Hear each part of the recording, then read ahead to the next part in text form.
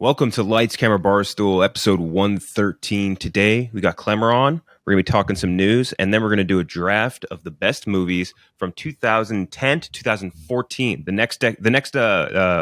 What's the 5-year version of a decade? Like Quinn something? Quinade? That doesn't sound right. That sounds like a drink. Half decade? I don't know. Yeah, I feel like there should be a term, though. But we're doing that's our next grouping we have up, so we're going to do that. I'm trying to think. We had some... Oh, and we also have an interview with Arian Moayed from Stewie from Succession. Very cool interview. Yeah. Very funny dude. Dude, he was awesome. He's one of my favorite interviews we've had in a long time. Mm-hmm. Super down to earth. Very funny. But yeah, no, like his insight on stage acting versus acting on screen, the behind the scenes of going from the page to the screen on Succession and how they filmed it, using film instead of digital. Yeah, it was an awesome interview. And of course, got to tell him my favorite line. Mm-hmm. I'm Team Ken, baby. Team Ken, man. Big time Team Ken guy. I forget you were a big time Barry guy, right, Klemmer? Yeah, until the last season. It was very disappointing. Yeah. It's weird. Barry's a tough show to grade because the first. And we talk about this. I feel like we've said this a trillion times. So the first two episodes first two seasons of that show are just a totally different show than the second two seasons. And to me, I would if I like the separate sections individually, but as a whole for the show of Barry, I don't get it. I don't. For me, I don't understand it. The third season was fine. It was different, but it was fine. I wish it ended there. It actually was a great endpoint. If the season finale of season 3 is fantastic. Would have been a great way to end the series. Season 4 was just a complete disaster. We're talking Parks and Rec last season, Lost the last season, just some of the great, complete disaster final seasons in TV history. I'd say every season's Lost after 3. The first 3 seasons of Lost I love. Oh, so good. And there's still stuff. There was still stuff to really like in that though. The best scene after that, which was I think when Ben's daughter died or got killed or whatever, that was the best moment between season 3 and the end. And by the way, I saw Ben, the guy who played Ben, walking in front of her office when on the way to work the other day. Really weird. That's random. He did a CBS show for a lot of years, right? Yeah. I'm sure he probably made with Jim Caviezel. Yeah, I'm sure those shows pay money, so good for him. I guess. Person of interest, I think. Yes. Right. It was them two. I think they had some sort of database of pre-crime or something like that. It was really. I never watched an episode, but I remember the trailers playing nonstop. Yes, whenever you watch football on Sundays, CBS, and you see Person of Interest a lot. I was never interested. Yeah, I like the actor though. Character of Ben was cool. Yes. Whatever that's worth. But yeah, we do have some movie news to get to. The first of which being every single movie got delayed. Every major tentpole movie. Deadpool 3 moved from November 8th, 2024 to May 2024. Captain America Brave New World to July 2024. Thunderbolts to 2024. Blade to 2025. Fantastic Four to 2025. Avengers King Dynasty to 2026. Although they might not have much to do with the writer's strike as much as the rest of these ones. Secret Wars to 2027. Avatar from 2024 to 2025, and they said the fifth film is going to come out in 2031. It's crazy that they have that even on the timeline. Batman 2 got moved. Mission Impossible 8 had to stop filming. The Safdie Brothers New Sandler movie got delayed as well. A lot of shit going by the wayside. Which if you're a studio, pay the writers, dude. It's outrageous at this point. You get nothing when you don't have these writer strikes. You see how bad TV and movies can get. When you don't have them, you get Friday Night Lights and shit like that. So, yeah, true. I see a positive here with some of this. Mm-hmm. We have all these franchises that why are they making these movies simply to make money? It's not about being creative. It's not about being interesting. It's just about making a shit ton of money. I'm hoping that maybe some scripts that are sitting there already they can go forward with. I don't know. I mean, I agree 100%. Kenjack, pay the writers. This is stupid. But I'm hoping that, I don't know, maybe we can get some more interesting creative movies out there that will, that would have been ignored otherwise or wouldn't have been greenlit otherwise, that maybe now they'll move ahead with. I don't know. I was looking through the list of the things that got pushed, and it's I don't know. Some of these franchises are in trouble too. Marvel's kind of in a creative lull. Star Wars feels like it's kind of the same thing. Maybe it's good we get a little pause here with some of these, and maybe they can kind of refresh and recharge their batteries. Yeah, I think this is dangerous waters for Marvel. Very like it's obviously been rocky for them the past few years, like trying to find their footing after Endgame, and the public interest has clearly waned. Like there's just no denying it at this point. Like box office tells you so.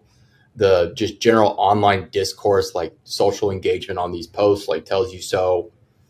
So if you're moving the Avengers movie back to what is it, 2026 now? Yeah. Yeah. I think Last one we got was 2020, 2019. Yes. It was pre-pandemic. Yeah, So, for yeah. sure pre-pandemic. Yeah, 2019. I think not, and this isn't just Marvel, but this is DC too. I could see, like Klemmer was saying, like the superhero genre, I think could be taking a big hit here. Like I just think the interest, if it's not in front of their face 24/7, like I don't know. I did see someone bring up an interesting theory that if these movies continue to underperform, which me and Ken Jack were talking about The Flash before this, I think The Flash is going to underperform massively. Really? Even based off the expectations, like the reviews don't help. Like the audience reviews are good, but the critic pushback has not been great for like how people are talking about it right now. Audience is down to 60% right now. The audience score is crazy. So it was high, but now I guess it's already taking a hit after premieres. People are saying Marvel DC team up maybe in the near future to kind of revitalize things. I don't know. Two wrongs don't make it right. No, they don't. They don't. It's very true.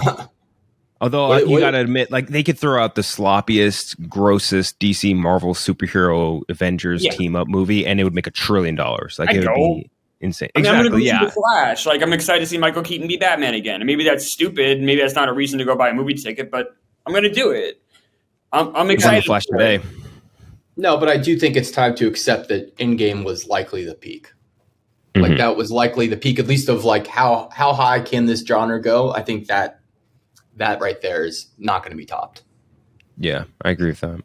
The rest of these though, like Avatar, it's not like one where I'm like, I cannot fucking wait for the next Avatar. Are you kidding me? Like Mission Impossible is the one out of all of these where that hurts the most, especially after just constantly getting nonstop hype about Dead Reckoning Part 1. They're on pause for the strike. The Safdie brothers, anything Safdie brothers, I definitely want to come out sooner rather than later because they rock. And then I'm trying to think of what else in here. Like Blade with Mahershala Ali has gone through so many issues already. But like that's one where I feel like no matter what, I will be excited for it because Mahershala Ali is like a top flight actor, and the character of Blade, and like for what it's worth, I just love the Blade movies. Like I would love this combination of actor and IP, I guess. So I'm pumped for that. But like it being delayed is still, I guess, good because they filmed they wrote out the entire script and then threw it out, right? Because Mahershala Ali didn't like it, if I remember right. Threw it out. Like they were supposed to start production last year in like November, and like 2 weeks before they were going to start, they were just like, nope. So when's this strike going to end? So. Just from a TV perspective, TV typically doesn't really care how it does in this summer. But, like, the fall they do. Like, is this going to just last until Labor Day? Like, what are we looking at here? I got no idea. I don't remember. How long did the last one last? Did it go, 100 days, right? Am I wrong? Yeah. And I think it's going to happen, like, once, like, the first, I think, wave, maybe, of really dumpy, like, episodes or sitcoms or whatever, like once those start coming out and like all those other nightly shows like not being on for the strike, like once that really hits home for them, I think maybe then that's where it happens. But I don't think that the writers are going to get a deal that's like maybe even fair. Like they deserve residuals on streaming, which is there's no doubt about that. And that's one of their biggest points. Fucking crazy that they don't. And I just in my brain, I feel like the streamers are so fucking greedy. I can't see them acquiescing to that. But they should, because I mean these shows, like so many of them get a second life. Like a good example, even like The Office. Like The Office performed fine, like great, right, on NBC, and then it gets a totally different second life on Netflix, where it like explodes like 3 times over the viewership that it had on NBC, and like the writers don't see a dime of that, which is crazy. Yeah, it's criminal. It's wrong, and you're absolutely right. And you know, the networks are still losing money. Like, you know, Saturday Night Live, I know it's not what it used to be, but it's still an incredibly profitable show for NBC. They've lost, what, a quarter of a season got wiped away because of the strike. So I got to imagine their pocketbooks are getting hurt here. I'm shocked it's come to this. Maybe I shouldn't be. Everyone's so greedy. I don't know. The whole thing kind of bums me out, but you're absolutely right, Jack. Like the idea that the streamers, I mean, that's pretty basic business. I think it's wrong. I mean, we all agree. I mean, yeah. Mm-hmm. I think that was the most telling thing from these delays was that the industry clearly believes that this strike is going to go a bit longer, quite a bit. Right.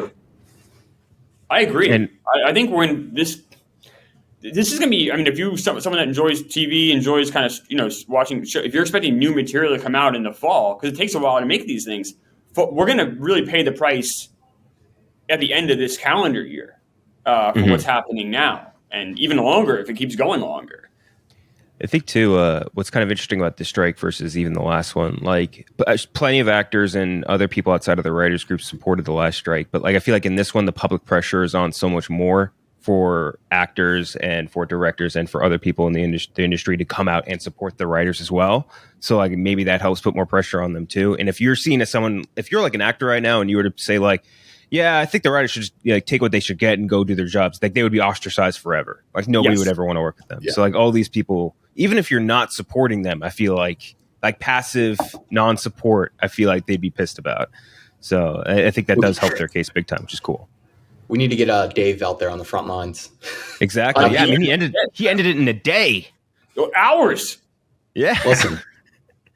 Dave just goes to the front line, starts yelling at what's Netflix's guy, Reed Hastings. Yeah. David Zaslav. Yeah. Or whatever. But yeah, so that's the big ass delays. Speaking of Mission Impossible, this fucking cat biting all these things. Jesus. Mission Impossible dropped a cool behind the scenes little bit of all the guy of it was Tom Cruise and Haley Atwell doing like this crazy car stunt in Rome. All like since then, all practical, all real, and like they say in the thing, like Christopher McQuarrie is like, we want the audience to have an actual immersion. So like all this is going to be real shit. Like we're not going to CGI a shitty car in front of you. We're going to show you Tom Cruise literally drifting with one hand while handcuffed literally to Haley Atwell because he's a maniac. He's a maniac. And this is why Tom Cruise, we talk about it all the time, last big movie star, the last movie star that maybe will ever exist because he's that dedicated to the craft and just so dedicated to the revival of this franchise, which, like, whatever you want to say about Mission Impossible, like the first one, I like the first one. Me too. Kind of a dip big time. And then, like, it really revived and made what I would say Dead Reckoning or Fallout is the best of the franchise by far. And that's the 6th entry in a fucking franchise. That's crazy. Yeah, it went to a different gear, like Ghost Protocol, and like it became something even bigger than it was. You get rid of him, he's like biting all your shit. Towels. Jesus. You are not muted at all. Yeah, sorry. I thought I pressed mute, but like this cat is he's just sitting here eating everything on the counter. He's eating paper towels. She has like a gift here. He's just eating the entire bag. Just watching it happen. Garfield, no. Garfield. This dude's unbelievable. All right? He's eating cardboard and paper towel. Jesus, dude. Klemmer, where were you? You were saying, sorry. Yeah, they get better. I mean, they have. Yeah, it's just you're right. Just like they leveled up. Like they became like events even more than just like kind of being a traditional action fair, which is what they kind of were. They were better than the average action movie. They were fine, and then they became this like. So I'm more excited for that than almost anything else this summer, right? Like, and it's going to be insane. Tom Cruise is just out of his mind. Like, it's just he's one of these. He's going to die. It's going to be like, oh no, like Tom Cruise, fell off a cliff trying to do this crazy stunt. But until that happens, I mean, I'm here for it. I'm so excited for this movie. He is so committed to. I don't know if you guys saw the video. It was from the Top Gun Maverick press tour. I don't know why it popped back up recently, but it was on my timeline. It's like someone like asked him like, "Oh, what came into the decision to release this in theaters versus putting on a streamer?" And he was like listening, and you could just see his face he like clenches his jaw so tight at the word streamer. It's so fun. Like he is so committed to the theater experience and like making you feel overwhelmed and giving you that like feeling that you had when you were a kid seeing like big movies for the first time, that I really hope he never stops. Like I don't want to say I hope he dies doing this, but like I hope he goes to his grave like he's still pushing out these movies at the age of 85. Like he is. I mean, he wants to save the theater experience more than anything. I think that's what he's really committed to more than anything else. He wants to save like that experience of going to the movies. So I love the man. I love him for that. Mm-hmm. Nothing but respect for Tom Cruise. I think we're all big fans. And you had a big debate on Double Play, right? About Tom Cruise versus Tom Hanks in the 90s? Yeah, Brandon was saying Tom Hanks was the bigger movie star. I think Tom Cruise was the bigger movie star of the 90s. Tom Hanks was the better actor. And Tom Hanks has a better arsenal of movies, but a lot of those movies aren't necessarily because Tom Hanks was in them. It was because Steven Spielberg directed it or became a cultural thing like Forrest Gump. Like, Tom Cruise is the reason Jerry Maguire made a shit ton of money. Like, Tom Cruise is the reason The Firm, I know John Grisham, but look at that movie poster. It's fucking Tom Cruise's face. Like, Tom Cruise was so gigantic. I'm 43. I've never seen a movie star in my lifetime as big as Tom Cruise. And I don't think I ever will. The Firm was like the lowest grossing on his list, and it still made like $200 million. It's crazy. Yeah, and it made over $100 million just domestic, and that's back when $100 million domestic was hard to do. That's when ticket prices were like $4 or $5 to go see a movie. $3 in a matinee, and he was making $100 million. It's crazy, and he, like I said, he always delivers. Like whether it be A Few Good Men or I wish he'd do more dramatic stuff. I love the action stuff, but I wish he'd mix in more dramatic stuff. But at the end of the day, Tom Cruise is always going to give you your money's worth on a ticket. Always.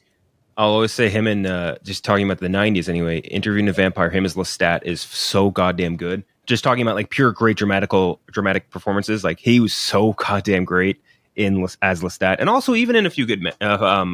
Wait, no. Yeah, Few Good Men. Rain Man.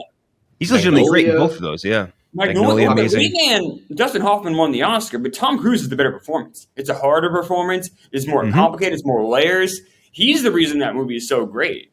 Tom Cruise is awesome. Born on the 4th of July. Tom Cruise was an awesome actor. Oh, Eyes Wide Shut. Yes. Like, come on. Like, that's where I'm like, he was and he still is a much bigger star than Tom Hanks. And you can kind of, I think there's an argument there between him and Hanks as actual actors too. Like, I don't think it's like, I think the general consensus would be Hanks is the better actor, but I don't think it's like that far off. No, it's not. I think it's very close. It's a shame that Cruise never won an Oscar.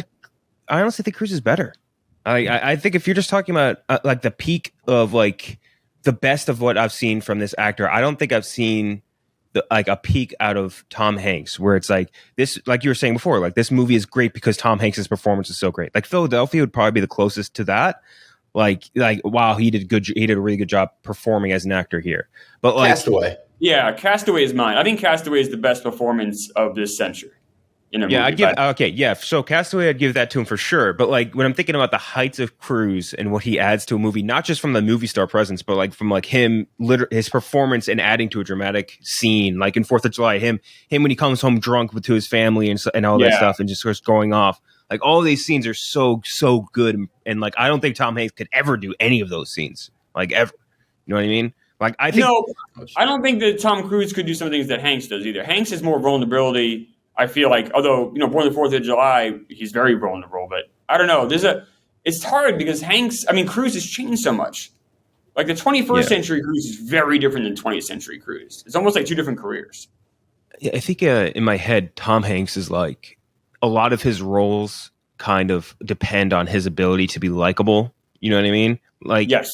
He's never in a role where it's like this guy needs to be like some super in depth like character where he's like fighting with demons, like all this shit. Like, I think that Cruise couldn't do those roles because he doesn't have that level of like likability. You know what I mean? If that makes sense. But like, I don't think I can't imagine almost any Tom Cruise role that Tom Hanks could do. Like literally none. Like I can't think of a single role. Road to Perdition. Hanks is playing a more complicated character that he is the good guy, but he's not entirely good. It's more 3-dimensional. Yeah. But like, think about any Tom Cruise role from the last like 30 years. Could Tom Hanks replace him without a beat in any of them? No, I don't think so. But I think the opposite could be true. Tom Cruise is the snowman, Elvis. Yeah, is snowman Elvis. He's white. But think about like a Tom Cruise. Well, could Tom Hanks be Ethan Hunt ever at any point in his career? No, he would never be able to be Tom that Hanks character. doesn't have a franchise. I don't count Toy Story. That's a Pixar. That their great technology is the reason that blew up. But no, I mean Tom Cruise is a franchise because he's a movie star. He's the biggest movie star I've ever seen. Could and Tom it's his Cruise? Franchise. Could Tom Hanks do Magnolia? No. Could Tom Hanks do fucking Born on the 4th of July? No. Could he do? Like I can't think of anything that Cruise has been the star of that Hanks could replace. But Cruise couldn't do like Forrest Gump. That would have been. I mean, we can't act like Forrest Gump is like some massive acting. No, I agree. Masterclass, to be fair. Right. But like, I think there are some roles of Tom Hanks that Tom Cruise could do. I just don't think the opposite is true at all. For whatever that's worth. But that's been Tom talk, I guess. Yeah. Just got some Tom talk in. Carrie Fisher has a movie that's going to come out this June 23rd, called Wonderwell, coming of age fairy tale set between modern day Italy and an imaginary realm. Really? This movie it's got a 7-year delay. I didn't think she was still acting. Where's she been? No, she's not. She hasn't been acting for a long time. It's crazy. 7-year delay because of VFX problems. I feel like at a certain point, if you have one of your main actors is someone who's deceased, you just gotta like 86 it. Be like, it ain't gonna work. Like you could release a movie up to like I think like 3-4 years is like your max. 7 years after, man.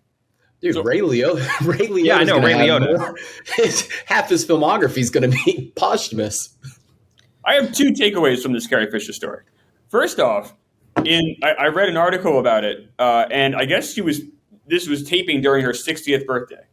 And she had a party until 2 a.m. And then it went even later than that because the Italian police shut it down. And then she was dead, 2 months later. It's like, well, at least she had a good time until the end. My second takeaway is that she's the same age as Tom Cruise. We talk about Tom, they're both 60. Well, she was 60. And she's obviously dead for 7 years. And Tom Cruise is still making these crazy action movies. This is wild. Like, Tom Cruise it might be immortal at this point. The literal god. He's a god in a human body. Listen, those Scientologists, they might be on something. There might be something there. The last big news thing: the Warner Brothers chief Michael DeLuca and Pam Abdi visited Peter Jackson in New Zealand to discuss Lord of the Rings and reestablish the studio's connection to him. The only thing they have slated right now, other than which is in their property, Rings of Power, they are doing the anime prequel series, which is 2024. Peter Jackson, he made what I would call the greatest trilogy of all time in the first Lord of the Rings trilogy. He also made a very bad trilogy in the Hobbit trilogy, and almost everything he's made since since Return of the King debuted has not been good. Like, I would say nothing really is like good, except for They Shall Not Grow Old, which is really good. The Beatles one he's did some good work there too. He's a very good documentarian. Yes, documentaries are really, really good. But everything else he's done where it's like, hey, let me do Mortal Engines or whatever, that's been ass.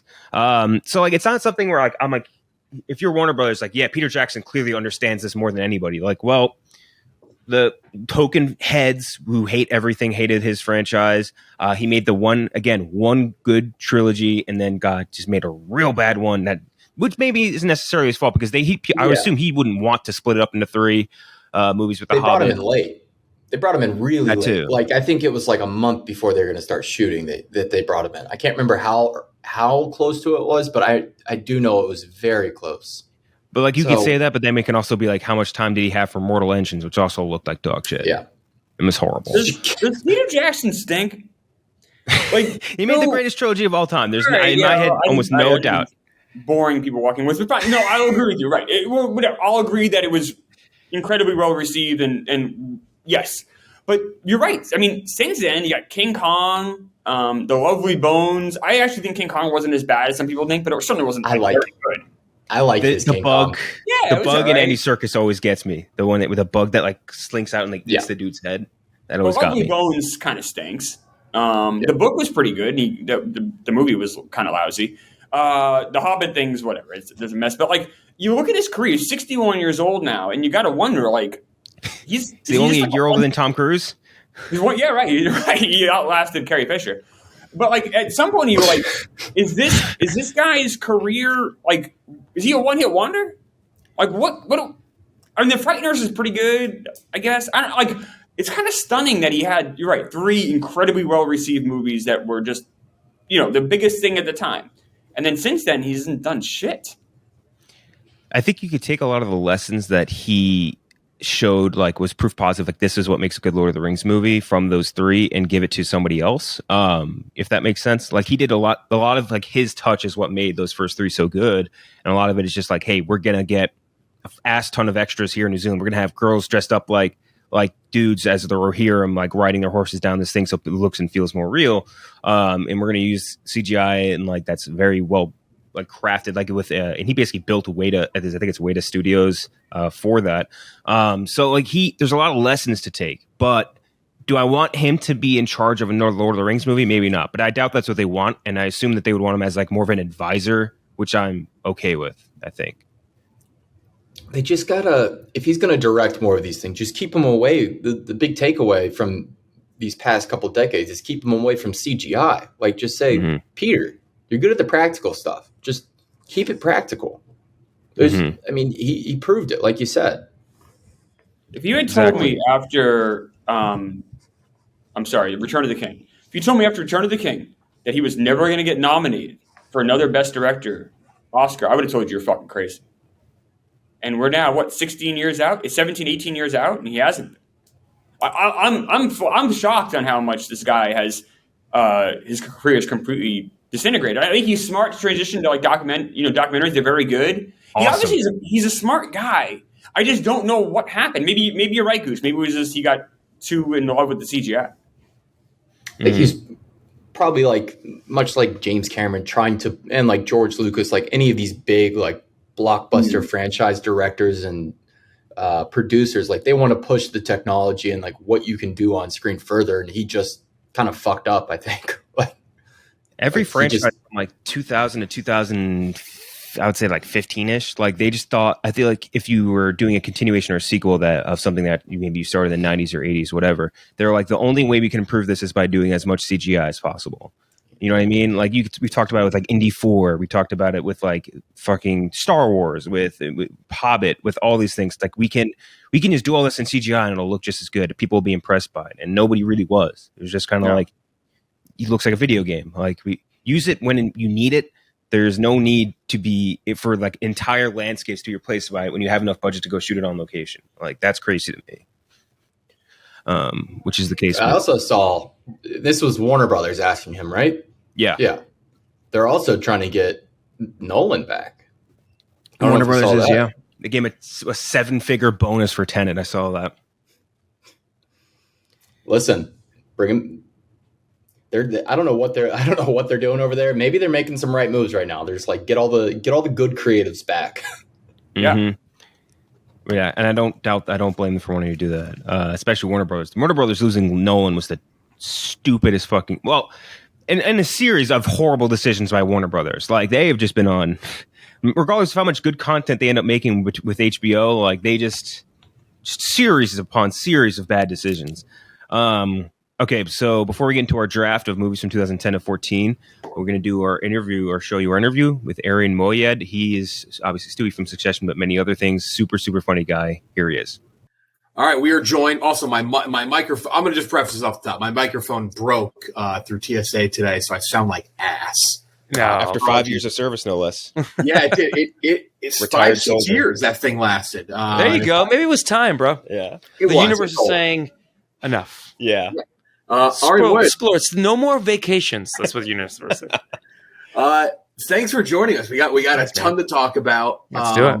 We are finally, I mean, we're still sad, but I guess we're finally over mourning of Succession. So we'll definitely talk about that for a while. But first off, congrats on the Tony nomination. Thanks, man. That's awesome. A Doll's House, Tony nomination for acting. And then You Hurt My Feelings. A novelist's long-standing marriage is suddenly upended when she overhears her husband giving his honest reaction to her latest book. You're an actor playing an actor. Is that always more fun, especially like kind of like the theatery aspect for you? Does that add a nice little layer for you? Yeah, I don't know how many times I've played an actor actually. It's fun because this actor is not, it's just not working. Putting it lightly, yeah. And he gets fired a few times, but he's also very real. You feel for him.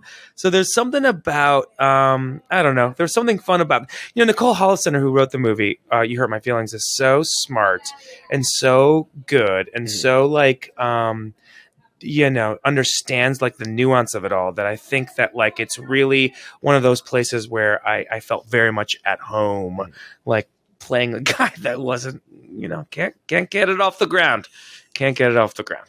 We're really big fans. We're huge fans of Can You Ever Forgive Me? Like we watched that a million times. One of our favorite movies. Enough Said is Enough Said's amazing. Oh my god. Enough Said, amazing. And you also, I feel like, with the character, because the character is also a theater actor as well, which you like. That's what roots are. So I feel like that makes it a little bit of an easier sort of adaptation for you, I guess, right? Totally. And Nicole and I were constantly. I love that you guys love Holofcener movies. Nicole and I also debated on how good of an actor he actually was. Oh, okay. I kind of thought I thought he was worse, and Nicole thought he was better. So there's that scene where I'm like in the play doing a scene, and I was acting worse every time. And she's like, no, he's a little bit better. Yeah. And just like you right now, Nicole had COVID and she was on Zoom. She was directing us in that movie on fucking Zoom. That's crazy. Isn't that crazy? And so, yeah, it was insane. But anyway, so I feel,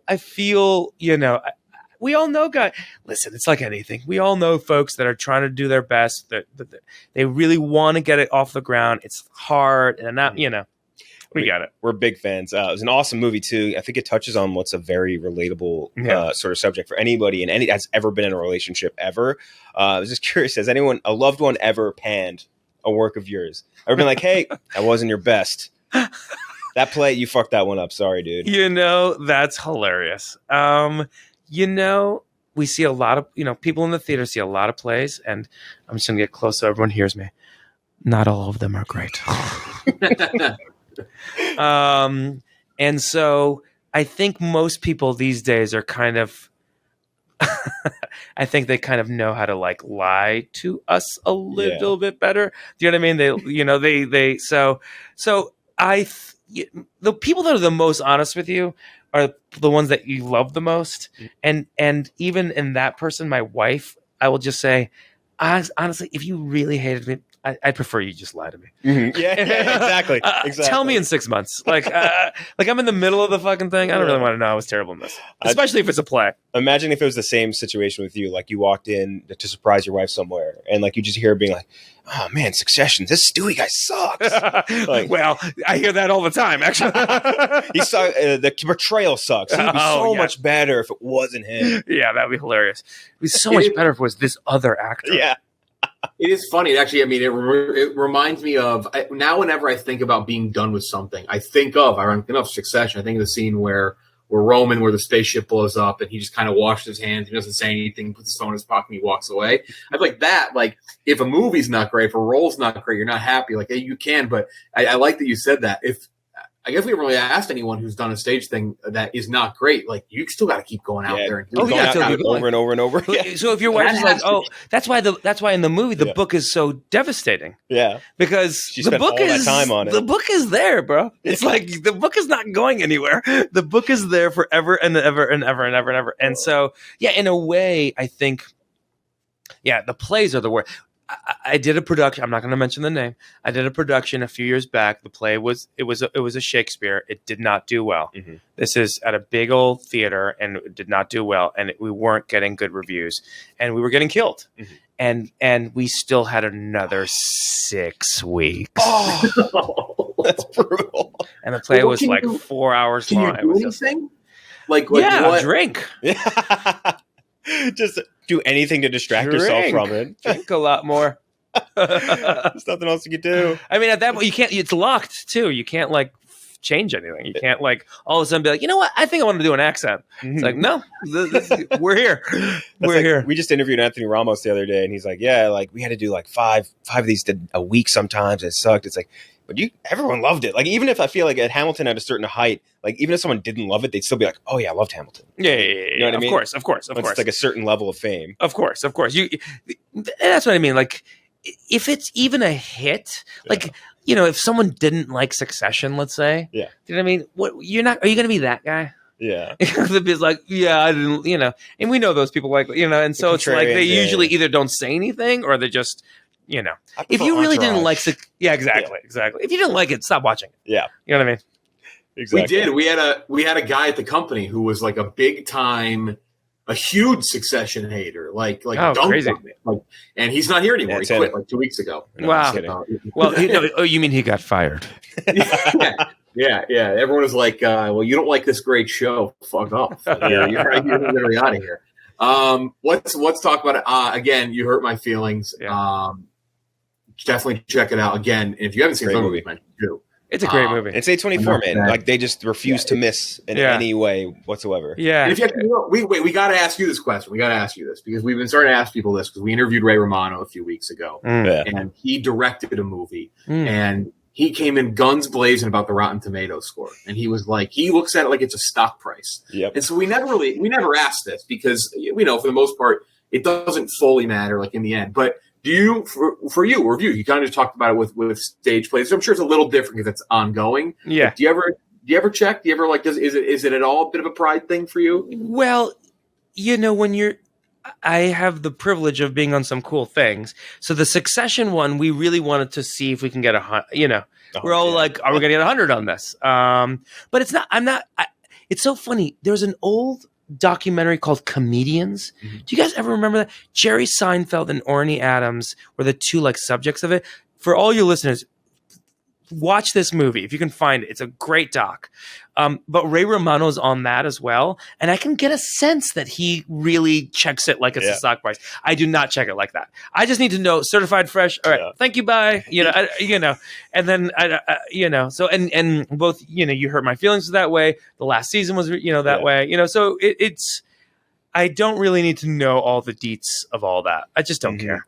After a while, like we were doing a Doll's House and. We were rave reviews. We got nominated for a bunch of things, and if you're the one person that's like, I fucking hated this, it's like, okay, well, everyone else loved it. So you don't want to read like Richard Brody being like, this guy, he insists upon himself for the New York Times. You don't need to hear that from anyone. I don't really care. Yeah, it's out of 95 the movie. Yeah, so it is. Okay, there you go. Boom. That's all that matters. We got to talk Succession, though, obviously. Yeah.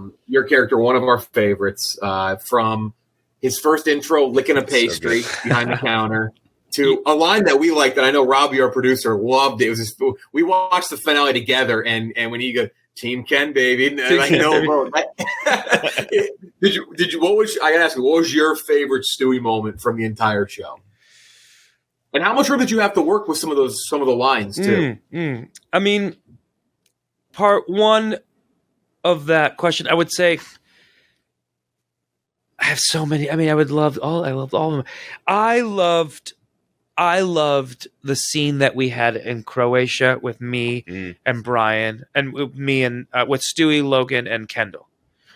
I find that scene like a very big thesis of what Jesse Armstrong's kind of going for. Of like all of this capitalism is about a little bit more than you. That's what this whole game is. And so I love that scene. And it had some fun stuff in there. Room for improv. One of the writing is so special and so unique that we're also trying to make sure that we have that. Like do justice to that. Yeah. But, and this is a rare thing that I don't think a lot of people know, we shoot on film. And when you shoot on film, you can't I can like right now, I can be like, can we just stop for a second? Yeah. And you'll be fine. And it won't ruin anything and nothing will happen. But you can't do that on film because there's not that much film and it's super expensive. So, and I say that to say, that when we do a huge scene, like a 5 or 6 person page scene, and we do all that together, and then you're shooting on film, something's gonna go wrong. So you're forced to improvise. Mm-hmm. You're forced to like go with it. And so you have to be fresh and ready, and that is kind of like a big portion of what you're also witnessing. It's actually, you're witnessing us shoot this thing on film, and we're so precious of the film that we can't so it feels a little dangerous and spontaneous. Mm-hmm. Does that make sense? Yeah, it's almost like a requirement, but like maybe not in the way that like you would improv on a comedy set, but more like it's almost required for you to be on your toes. You have to be ready. Okay. Especially if you have let's say you have like a big, the funeral scene, there's 75 million extras. All of a sudden one extra bumps into you and you miss your cue of the thing. Mm-hmm. Then all of a sudden you got to be like, oh, fuck, like I got to impose something to get to that spot, I do love Team Ken, baby. I'm trying to remember if Team Ken, baby. I remember when we were doing the vote, the writers came in at one point, I was shooting Succession from 4 a.m. to 2 p.m. on the last 3 days of shooting in New York City while doing tech for a Doll's House on Broadway. So I'd go from 4 to 1, and then from 2 to 11, I was on just to do, because they just landed at the same time. There you go. That's Succession for you. But I will say that I remember the writers coming into the room, and I think someone said, "We think you should say Team Ken, baby." I'm pretty sure that was a line that the writers came up with and not me. But amazing. Can I tell you another thing that I really, really loved from this season? Yeah. It was the scene with me and Ken at the wake the day after. That scene was really amazing because it shows that Ken could only show emotion right now in these weird little spurts, and an old high school buddy coaxed it out of him. I think, makes him laugh. Yeah. Says, I thought he died because of your Gojo deal or whatever the fuck, and no, Pierce deal because of your fucking Pierce deal. And then you fucking prick. And then that's the thing that I think is really great. Just it was great. Right. That scene is so, I don't know. It's cool because it shows these dudes know each other for a long time. I really love that scene. We're gonna put you on the spot here. It's a show of a collection of just pieces of shit. The main characters, some unbelievable side characters, whether it's the Stewies, the Nan Pierces, the Carls. This is tough. You got to give me your personal top 3, bottom 3 likable and least likable characters from the show, in your opinion. It's a tough one. Which is not easy because likable is tough. Least likable, I feel like it'd be like least likable stuff. Yeah, least likable stuff. I mean. It's amazing. I'm going to say this, but and whatever. Don't fucking at me. But I'm not a Tom guy. Uh-huh. I don't. Okay. I find those type of people like nails on a chalkboard. Mm-hmm. It's I never. It's just like everything to do anything to win at the top. I'm just here to serve. Yeah. When he knew he was going to lose in the middle of I'm just here to serve. I hate people. Flesh puppet. I don't like. Yeah. I like people that are loyal. I like people that have my back. Mm-hmm. He does not have your back. No. I don't like him. I don't like Caroline. Mm-hmm. I think the mom is evil. Very. I think the mom is evil to the core. Them all eating the cheeses and stuff and all the food in the kitchen at the last episode is so funny. Yeah, that is funny. And man, I mean, they're all monsters, aren't they? Mm-hmm. They're all monsters. I mean, who would be my third? I mean, I guess Hugo. Hugo kind of sucks ass. He's so funny too. He's so good. Too. Yeah, he's so good. It's funny. You can say can you say Roman? Maybe Roman has done some evil shit on this show. Ripping up that $1 million check in front of a kid is evil. Yeah. That's just that was so bad. That's evil. Kendall. I mean, and please don't at me, But listen, man, he killed a kid. Yep. And then everyone's like, he didn't kill the kid. He didn't touch the steering wheel. Yeah, he also ran away and didn't tell anyone. Yeah. So that's got to count for something. He knew he was guilty about something. Exactly. That's evil. Shiv is a terrible, spouse. They're all terrible. I mean, the that's what I mean. All bad. Yeah. Can you stamp anyone as likable? I think I think Stewie's cool as hell. Stewie is cool. Stewie Undoubtedly is cool. Stewie he's going to give you the truth. He might go against you, but he's not going to lie about it and backstab you. Yeah. He'll still be there if your father dies. You know what I mean? So no, but that's obviously I'm biased about that. The Bodyguard, actually. What was the Bodyguard? Oh, I love the Bodyguard. He was great. Oh, played by the great Scott Nicholson. Yeah. Colin. Yeah. Colin's amazing. Colin, he's his best boy. He's Logan's best boy. He's my best boy. You're my best boy. Oh, you know who? I think the Willa, Connor situation ended up okay, even though I remember reading that in that scene that it's like that they're kind of splitting as well. Like he's gonna go, and I was so bummed by that. But I love those. I love that couple. Yeah, I think Connor's fun. They're likable. Yeah. They're more likable than the others, the Roy They are, yeah. I mean, who are your least favorite? Who are your least favorite? I'll give you my one. I said it. I said it in the middle of the season. I was kind of bummed that we didn't see, and there were so many storylines. I mean, obviously, there was a lot in the end of the season, but I've always been a big Nan Pierce hater. I think she's great because she puts on the face. Yeah.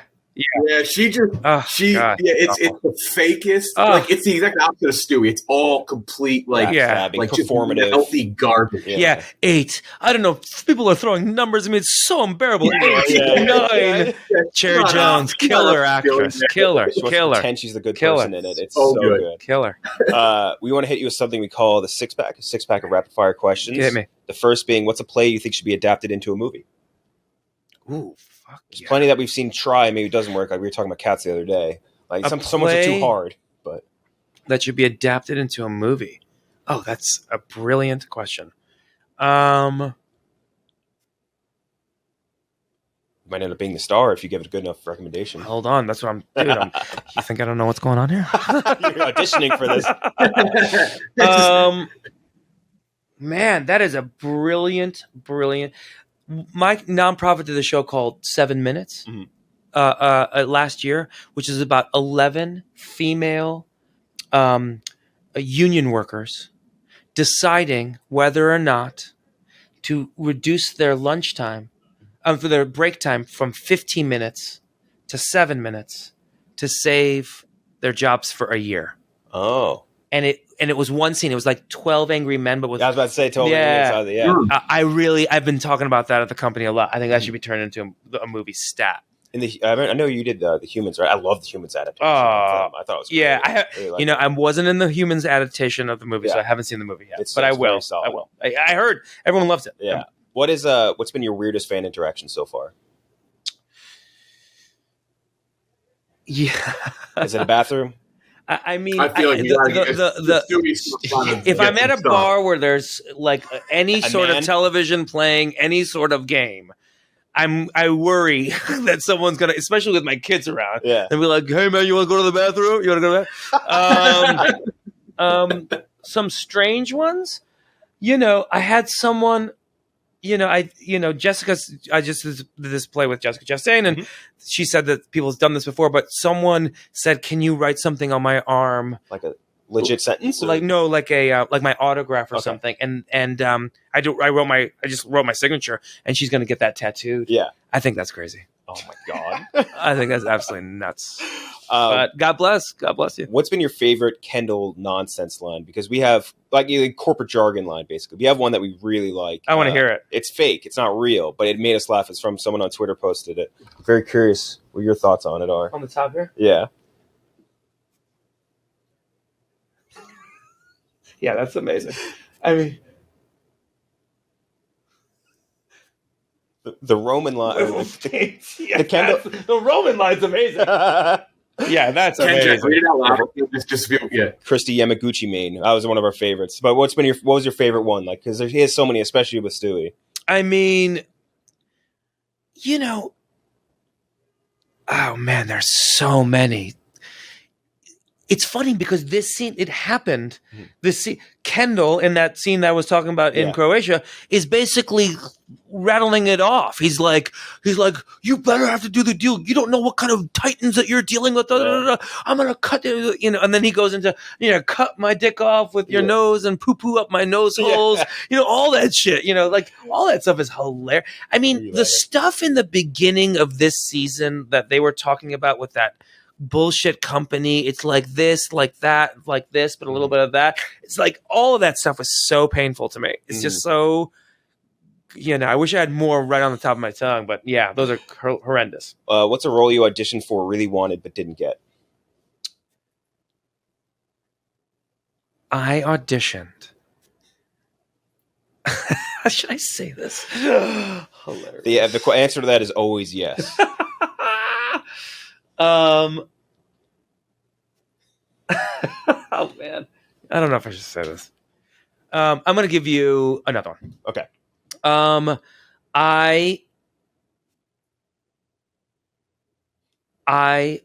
auditioned for this is a fun one.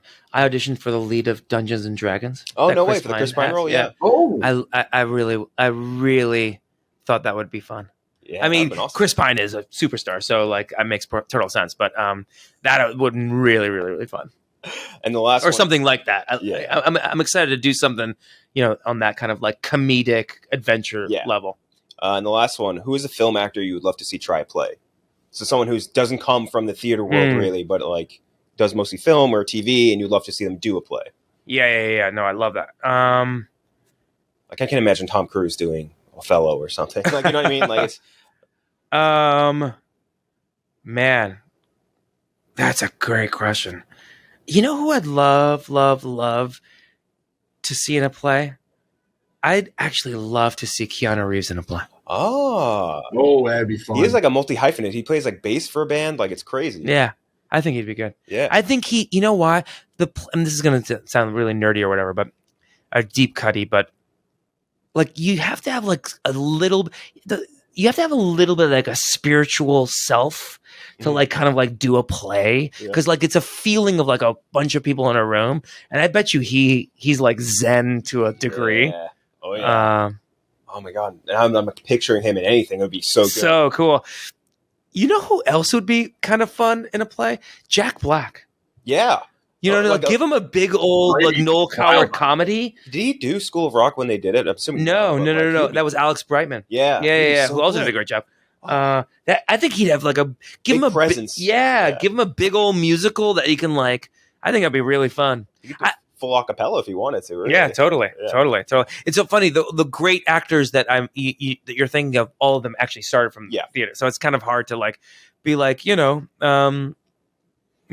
Everyone I could think of in like the top tier, I'm like, these guys started here. They all started in the theater. Yeah. So. We got to wrap, but I got to throw one more Kendall on you. I just remembered. I think it is my favorite. Yeah. It's when he's shutting down Walter, and he looks at Lawrence and he's like, "Go find some other chicken coop, cunt." And he just walks away, and it's so cutting, and it's again that's a testament to the writing of that show. It's like it's easy to put a lot of curse words and like swearing in it and make it sound really unrelatable and cringy, and it never did that over 4 years. No! I mean, the word there with a line with so many fucking swears in this thing is one of the lines that's most talked about is Logan saying fuck off or even or no, but it's not even that cutting. It's like you're not serious people. Talk about cutting. Yep. He's like, I love you too. He goes, I love you, but you're not serious people. Yep. And that, like that, in a show of just so many insults, that feels so brutal. It just feels like, oh fuck, that's the worst. It's the school grade level being like, you're a loser. Like you are actually a fucking loser. Yeah, exactly. Thank you so much, man. Again, congrats on the nomination. Check out You Hurt My Feelings anytime. We love to talk to you. Let's do it again. Yeah, for sure. All right. Thanks to Arian. He was awesome. Super, super cool. Very funny. Down to earth. I didn't know until we started, or at least until I started researching to write questions, that he had such a theater background. And it's cool talking to him about that stuff. I'd love to have him back and just do a lot of theater talk. So that's it. It's cool dude, right? Yeah, no, I want to bring him back. I would love to, and I said this after the interview. I'd love to have more of those like Broadway people that are like just in town doing a quick run on Broadway. Have him pop over because you could tell he wasn't worn down by like a press junket, if that makes sense. Like those Broadway people aren't doing like these massive what they'll do is they'll sit through like 30 interviews in a day, and you don't know when in line you're getting them. They've probably already done 10 to 20, and they're just tired. Like no one's going to be fresh after that. So wouldn't hate it. Yeah, I'm into it. Again, I think we mentioned this to you in our group chat too. Every time we do get interviewed or get offered theater people, it's like, here's Merpo Blurpo. He played the tree in like Romeo and Juliet off Broadway. It's like, oh, okay. Well, calm down. I love Blurpo. I think his work is very good. Merpo Blurpo, yeah, big fan. We're talking one of the great talents. Let's dial it back. Relax. Are you talking about the 2007 Merpo Blurpo? Or are you talking about the 1983? Peak. I mean, we all agree on that. I prefer the original. Let's do our draft. I did the order ahead of time. It's going to be Klemmer, then Robbie, then me. 2010 to 2014 movies. Have Klemmer back again after we did the last 5 years. So you get to go first. This was we're doing 8 picks, by the way. We did mention this ahead of time. Yeah, 8 picks. 8 pick. Yeah, I was texting with Kendrick, and I thought this was supposed to be easy to put together. Hard, like, maybe it won't be enough good films. I ended up having this crazy long list. Yeah. There's way more good movies than I would have thought in this time period. So this should be fun. My 1-1 is going to be The Social Network. I mean, this is the most important film of this century. There's no film I think that embodies kind of this time, this place that we are in and we have been in than that movie. It's Fincher at his best, obviously. You have amazing performances. You have incredible score.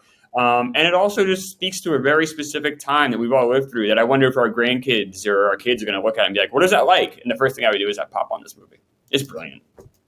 It truly is. I mean, do the inaccuracies bother you all? Because it is highly inaccurate. Don't care. No, it's not about that. It doesn't bother me at all. Like, it's about really our mindset at that time. It's about what we went through as a country, especially younger people at that time, just kind of like figuring this shit out and like what this was. It speaks to a specific time and place, not a specific story, if that makes any sense. Yeah. Yeah. And everyone was great in that too. That wasn't just the Eisenberg show or something. Like Garfield was so good. Oh my God. Fucking Justin Timberlake shows up and delivers the performance of his lifetime. I mean, incredible. Yes. I follow a really cool account on Twitter. It's called Movie Luts, like basically the coloring. And they posted a really cool breakdown of like the color red in the movie, which I'd never noticed before. And it's like every scene with Justin Timberlake's character, what's his face from Napster? Napster guy. Oh my God. Yeah, Napster guy. There's red in the scene. Like he's either wearing a red shirt or the background behind him in the sushi restaurant. It's red. Everything he's doing is red. And it's like just indicative of him being the villain, him like being incendiary. Like there's so many smart things tucked away in that movie. And that goes to show like not just the cast like was on point. Like you got Fincher as a brilliant director. You got Sorkin writing. Cinematography is brilliant. Like that movie is as close to perfect, if not perfect, as you can get. Yeah, I just follow that account now too, Gooch. I was just looking. That account looks awesome. I love stuff like that. I love how directors use color and what they do with it. That's a great one. Yeah, they do some cool. They'll also post videos. It's really awesome. They'll like flip the color grading. Like they'll take like the color grading from Blade Runner 2049, what it would look like if you flipped it with Dunkirk or something like that. That's cool. I like that. It's awesome. Right. Gooch, you're up. So, like Klemmer was saying, there's way more great movies than I was expecting to find here. So I don't think you can really go wrong. I am going to go Django though. You fucker. I was just getting my number one call. Yeah, Django. Probably not my favorite Tarantino movie, but there's so many great ones that it's like whatever. And that speaks to his strength as a director and writer. It's like even I don't think this is a top 3 movie of his, and it's in my top 3 from this 5-year period. Django is fucking awesome. It fucking rules. I love Westerns. This is like pulpy Western. It's Jamie Foxx is fucking brilliant, and not just Jamie Foxx. Leo, is it Leo's best performance? Him as Calvin Candy? He is fucking amazing Unreal. in that movie. Yeah. He's Well, a few times he plays a bad guy too. He is terrifying. He's diminutive, obviously, so it's kind of tough for him to play a villain because he's got that baby face. He's small, soft spoken, but he's so scary. And then Christoph Waltz. I mean, what a run he. Him going from Inglourious Basterds to Django is still just crazy and not doing really much sense. Like, you want to talk about Peter Jackson falling off? Christoph Waltz. Yeah. I mean, two of the greatest performances of the 21st century. And then, the Spear. Alita? He got fucked by a writer's strike movie. He got fucked by a writer's strike movie with Quantum of Solace. Oh, yeah, that's true. Mm-hmm. Dude, the Quantum of Solace writer's strike thing is that one's insane that they tried to just shoot through it. Yeah. Like, and it's Daniel Craig on set writing lines. I don't give Django ridiculous. enough credit. I always compare it to Inglourious Basterds because of Christoph Waltz thing, and I like Inglourious more. So in my mind, like I always have Django as like this minor league movie, but it's not. It's a great movie. It's a fantastic movie, and I need to do a better job myself of like separating the two. Now, Inglourious Basterds is a better movie, but it doesn't mean Django is not awesome too. And for some reason, I just I deflated too much. But Django's awesome. I rewatched it about a year ago, and for like whatever the 80th time or not.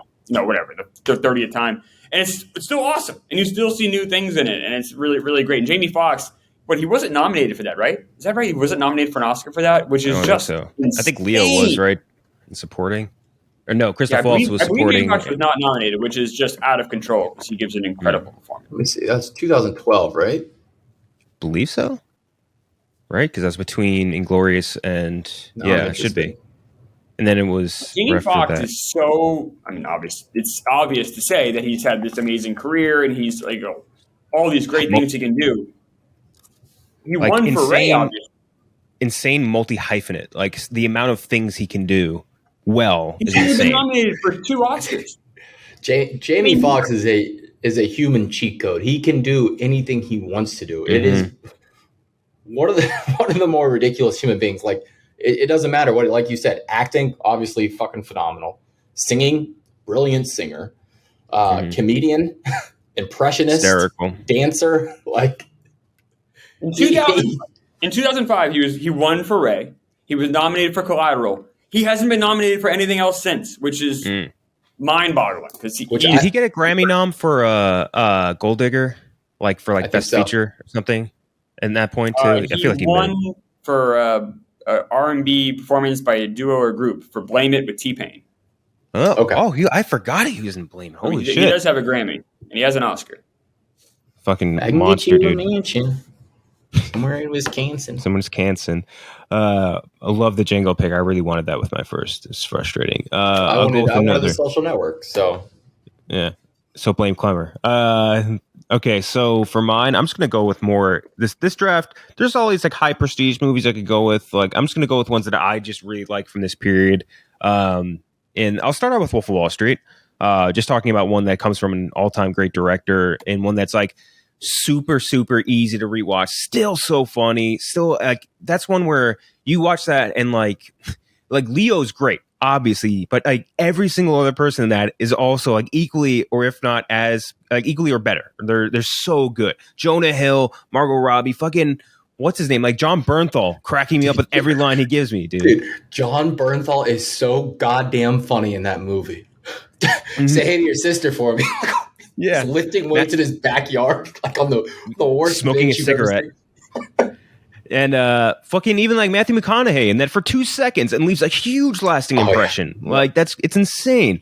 Kyle Chandler's really good too in that movie. Yeah, that's right. As the FBI guy, I forgot. Yeah, so many great scenes, great lines, great moments. It's a movie that I could rewatch 1 trillion times and one of my favorite Scorsese movies of the recent era. I guess of the last like 20 years. I guess that's got to be up there. And it sucks. The thing that sucks about that movie is the fandom and the people who have hijacked that movie and turned it into something it isn't, and in like response to that has turned like people who watch films and talk about films. It's turned them against the movie. Exactly. But like the movie is still fucking great as long as you understand it. Like if you understand that he is this is a fall from grace, like this is a man reaching the pinnacles and then he gets consumed by his demons. And like, if you can understand that he is not a good person by the end of the movie, then it's phenomenal. But if you lionize him, then yeah, you're missing the whole fucking point. It's American Psycho syndrome. Yes. Basically. The same thing happened with Wall Street, which I think is a better movie than Wolf of Wall Street.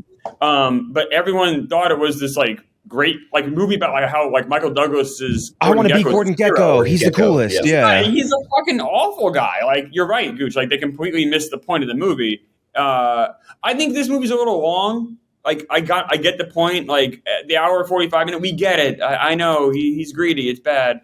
So like to have another hour tagged on after, I remember just thinking like, all right. It just felt so monotonous to me. I think it's a good movie. It didn't crack my top 23. See, that's one where I watch it and I'm like, there's no scene. Like, I know it's long and you feel the length of points where I'm like, but I'm also at the point where I'm like, I don't know a scene I would cut from this. You know what I mean? There's no one where I'm like, oh, man, this scene's like gratuitous or it's too much. Like, I'm like, I still think this scene is funny or good or at the very least exactly. worth watching. Like, in theory, the stuff that you would cut for the story, if you wanted to keep the story intact and like the messaging intact, you would take out like the Quaalude scene. You would take out like, but those are scenes that I fucking love because they're so funny. Like it's the funniest Scorsese's ever been. Yeah. Yeah. Like all that stuff. So hot. You know, I'll back-to-back Wolf of Wall Street with The Other Guys, one of my favorite comedies of all time, just because I don't want it to come around on the turn. The Other Guys, I earnestly think it's one of the funniest I've ever watched and one of my favorite first watches too. And one where every single time you watch it, you'll find a new line that'll crack you up. Like it's insane. Another great cast down the line, like Wahlberg and Will Ferrell. Like at that point, I think neither of them. I was like, oh, like or I guess it's Will Ferrell, but like with Mark Wahlberg, I'm like, okay, I get Mark Wahlberg. I don't need much more of him. But like, I think all of them were so funny, and every side character, whether it's like Marlon Wayans or Rob Riggle or fucking Steve Kugler, or not Steve Kugler, Steve Coogan, right? Is his name, the British actor. He was really fucking funny in this. Ray Stevens, who recently passed away, is the Australian dude. Everybody in this got a great line, and it's one I rewatch this movie a trillion times and find something new to laugh about. It's just brilliant. Adam McKay at his absolute finest to me. Adam McKay. I don't know how many times we have to bring it up on the pod. Come back to making fucking comedies. You're good. You're so goddamn good at it. Just come back and start doing it again. Mm-hmm. He's too busy lecturing us about stuff. I don't think that's going to happen. Yeah, he's become a Twitter blue check mark, a walking check mark. Yes, he's a human embodiment of a blue check mark. It's fair. Yeah, it's so funny. He played Dirty Mike in The Boys. He's fucking talking about like hobo dick cheese or whatever, like in a Prius. Like it's stuff like that. Like I wish I don't miss like the super vulgar stuff, but like he was very witty in that movie. There was a lot of very smart lines, like even dumb things like Mark Wahlberg being a ballerina, like all that stuff, dude. It's so funny. Make fun of Hey, I learned to make fun of those guys. Just whips out like a triple pirouette. Yeah. Yeah. Have you ever watched the blooper reels for that movie? So good. That's where when people say like Will Ferrell like isn't funny, he was just in funny movies and like had good writing. No, Will Ferrell. Yeah. Will Ferrell was fucking funny. Like you watch that blooper reel, nobody can get through a single line with him. Like he's just making everyone laugh. Like, and he's improvising the whole time. Exactly. Robbie, you're back up. All right. Gosh, see, this is where it's gonna sound like I'm just a film bro going through these like the IMDb top 100 or like one of those annoying. You know, bitches about Big Birdman, aren't you? Oh no, but that is on my list. But I wouldn't say it's like in my favorites. But I'm gonna go one of my favorites here. I'm gonna go Interstellar. I know it's a movie you don't love, but I love Interstellar. I still do. I love Matthew McConaughey's performance. I love the way it's shot. I love the score. It brings me to, if not tears, it brings me to a nice little well, in the eyes every single time. I think they just put it on Prime Video, I think, just so you know. I have it on Apple. I paid for it. You paid for it? Yeah, it's one of those. That's one of those movies where I get home, and I've told you this. I'll come home like drunk, or I'll leave the bar, and just like I'll go home and immediately want to watch something, and half the time it's just not streaming anywhere. If it's not, I Mm. just buy it. I just buy it. It's like $8. Buy the DVD, physical media. Yeah, man. Buy physical media. Don't need it trust now. the companies. They don't like us. Get the real DVD. And you own it forever. You can be as drunk as you want. They get scratched. No, they don't. They're coming in a case. What are you throwing the case around all crazy? Yeah. Ken Jack ran away. But no, Interstellar. I love Interstellar. Let's get a It's a judgment, little Klemmer. long. It's a little long. You got it? Here's a judgment. Okay, yay or nay? The Game. Oh, fantastic. Fincher, it's such a great movie. That will be in my top 100 movies of the 90s. We're not even close to that yet. Come and See. Oh yeah, I mean that's one of the greatest movies of all time. I've never The watched all-time it. war Have I movie. seen it? I read the description and I go, not for me. Yeah. Go. Klemmer bought this for me for my birthday. It's a very thoughtful gift. Great movie. Wow. Klemmer, yay or nay? Love Parasite. Fantastic. The only problem was it came out on a year. There's too many good movies.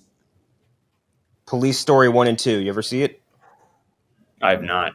That's a You ever must. seen Police That's a Story? must. I have not. Oh, it's awesome. You like Jackie Chan? I mean, if you like Jackie Chan, Princess Princess Bride. Bride. That's a cool case. I will say Oh, that. yes. I love the Criterion. The Yeah, movie, dude. It like opens up like a book. Like they have pages and stuff. Yeah. That's pretty good. Yeah. I feel like you haven't seen many Korean movies, but Memories of Murder, one of my favorites. Dude, Inside Memories of Llewyn Davis. Murder. You got to watch that. I gotta That see. one's- I got to see more foreign films. That's a blind spot for me. I'm The Hidden I'm terrible Fortress, at that. inspiration to New Hope. This is the movie it's based on, basically. You're missing some good ones, Klemmer. You gotta I am. No, expand I your horizons. completely agree. That's on me. I need to broaden my horizons there because I'm very rarely disappointed. Like I'll watch them, like, oh my god, this is so good. Why don't I do this more often? And then I don't do it again for like 6 months because I'm an idiot. The issue with watching foreign movies at home is you have to be incredibly locked in just because of the subtitles. I don't mind that.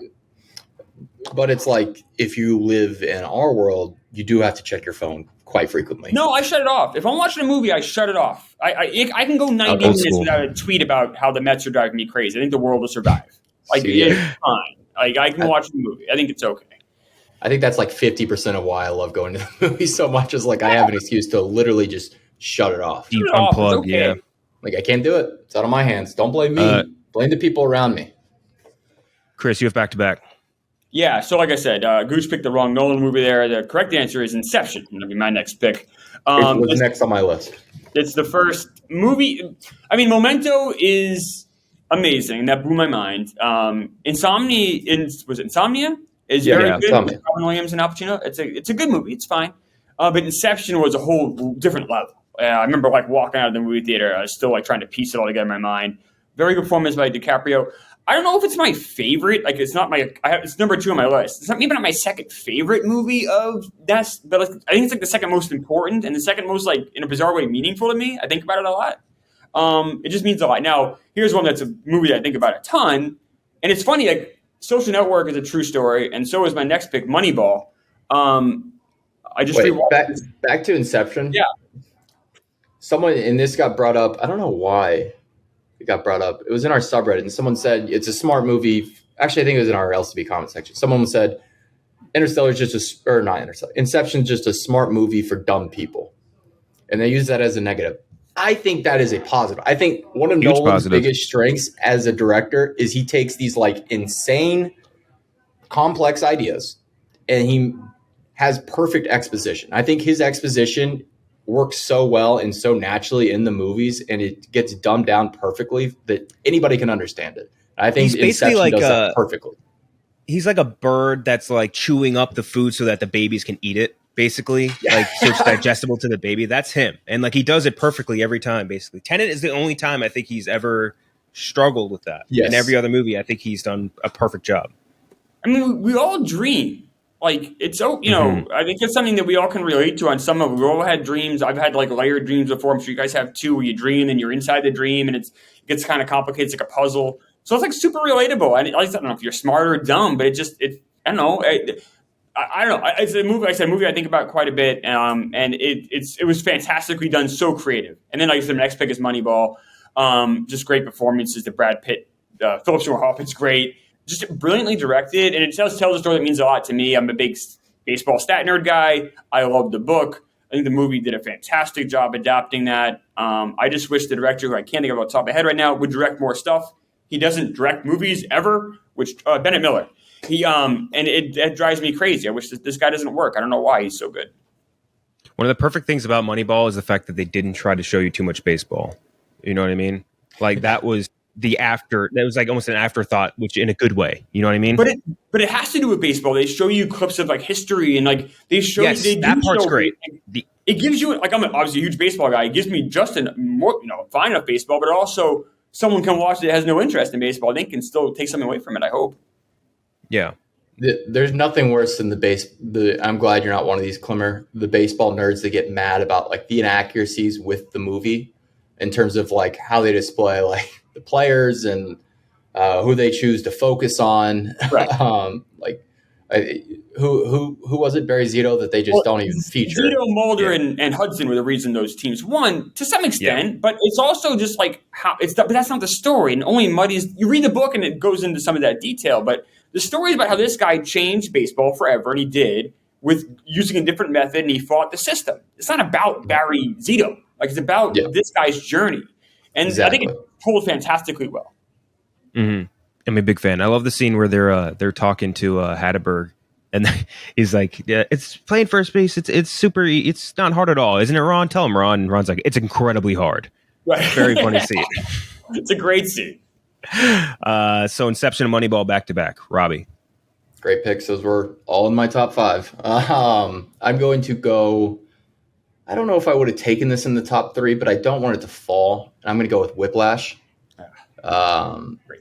That is Damien Chazelle at his most. Damien Chazelle doesn't get too lost in the sauce like maybe he did with Babylon.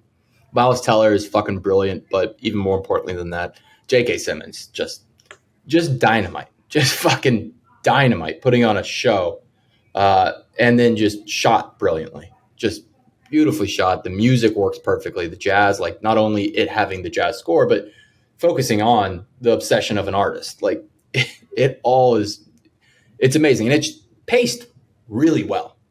Some dramas, they'll lag and like, you'll be like, this is a great movie. I'm watching a great drama, but it's like, holy fuck, this is a tough 2 hours to get through. No, Whiplash whips by, to make a pun. Nice. So, yeah. Where are we with Miles Teller? Are we disappointed in his career? Because he's so good in this movie. I just think I think he's very talented. I think he's very good. I just wish he did more stuff. Where are we? I don't think he's taken a challenging role since then. You know what I mean? Like I don't think he's taken many roles that have challenged him to the point where he gets a performance like he had in Whiplash. You know? So obviously he did Maverick, but what else has he done? Like, not challenging. He's like the character with like the third most speaking lines in that movie. Yeah, he did 5 years off. Which I don't. You know, that's fine. He's got the money. Go for it. But I just. I don't know. I think he's a really, really, really good actor. He even in Maverick, kind of a goofy, kind of it is what it is. But he's very good in it. I don't know. And Whiplash, like you said, Gooch, it's so good. And J.K. Simmons is amazing. But Miles Teller really is the heart of that movie, and he carries that whole movie. It's brilliant. Yeah, it's just what came after, which is it's like some rom-coms. The Fantastic Four movie didn't work. And there's stunk. But that goes back to like the more like artistically challenging things. Okay, so I got back to back. I'll start out with one of my favorite action movies of all time. One that I think restarted the genre, which had become extremely stale over the course of the 2000s to 2010, like the aughts or whatever you want to call it, which is John Wick. I think John Wick absolutely changed the game. And it took cues from some international movies that were doing the same thing, but like that movie showed you that like action movies don't need to be this extremely formulaic sort of like bullshit. You know, it's how it's going to look A to B. It's like you get all these stuntmen together, these stuntmen fight, choreograph this to make this look real, feel real. Keanu's super dedicated, doing all this like training, whether it be like judo or gunplay, whatever. He's like, everybody was super dedicated to making that movie as special and as real and authentic feeling as possible, while also remaining like the larger than life, if that makes sense. Established a super cool world and super cool lore and all of that. Love John Wick. I think it's one of the greatest action movies of the last few decades. And I'll go. It started a franchise that went 4 for 4. That's just not something that happens. I still haven't seen it. I need to see it. No, Klemmer, what? Wait, you haven't seen John Wick or John Wick 4? John Wick 1. Now, I've been hesitant because of the dog scene. Now, you guys, last time we talked, we did talk about this, and you guys told me it wasn't that much of the movie. I'll say this. So we had to tape 2 double play episodes this week because Brandon will be he's moving, so he won't be available next week. So I'll have time. I'm going to watch John Wick next week, I promise. I know it's a huge – I need to see it. Everyone loves it. Everyone I respect loves it. Critics love it. It's simply because of the dog stuff. I've been really apprehensive. But I am going to sit down. I am going to watch it next week, I promise. All right. I got the Blu-ray if you need it, but I'm pretty sure it's on HBO, if I remember right. Okay, yeah. I'll find it wherever. I'm sure. And I know it's going to be great. I know I just need to sit down and watch it. It's going to blow your mind, dude. It's going to blow your mind. I know. Huge blind spot for me. I know. Maybe it'll open this whole new door for me of 3 more John Wick movies that are really good. I don't know. Exactly. But I will watch next week, I promise. I'll follow up John Wick with another movie that I really love and also did critically really well, which is The Fighter. I love The Fighter. I'm a big fan of The Fighter. Was that next on your list? It was up there. I love The Fighter, man. And like that's another one. Like I was just talking about the other guys, Mark Wahlberg. Like I wouldn't go to a movie for Mark Wahlberg, but Christian Bale is a dude I will be at the theater no matter what for. And obviously he wins supporting for this. Melissa Leo, incredible in this. But Bale, I think, is the big star, and he's one where like watching that movie, he like breaks your heart like in a huge way. And like I think it hits every emotional note you want out of a movie like this, and also was like kind of like a start of like an era of very good fight movies too in like the early 2000s that came out, including others without tipping picks. But I love The Fighter. I'm a massive fan. Yeah, it's fantastic. I grew up not that far from Lowell. I mean, like an hour away, but like it kind of hits some of those notes pretty well. Lowell's a pretty tough town, and they kind of show that. And I just think his journey is great. Amy Adams is really good. I love the stuff with the sisters, like, and how like the families are fighting. I don't know. I just really enjoyed that movie. Every time I sit down and watch it, I'm immediately involved. I love it.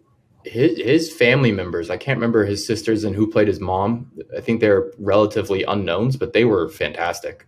Melissa Leo had been on Homicide, which was a show on NBC before that. But right, she wasn't a movie star, and she wins an Oscar. Yeah, you 100% believe that they are just this family in Boston in, what is it, the 80s? 90s? 90s, yeah. Yeah. I mean, David O. Russell might be a piece of shit, but makes some damn good movies sometimes. He makes some damn good movies. Gucci, back up. Back up. I want to get some comedy mixed into my list, so I'm going to go 21 Jump Street. Maybe one of the only really great comedies from this decade. Like great.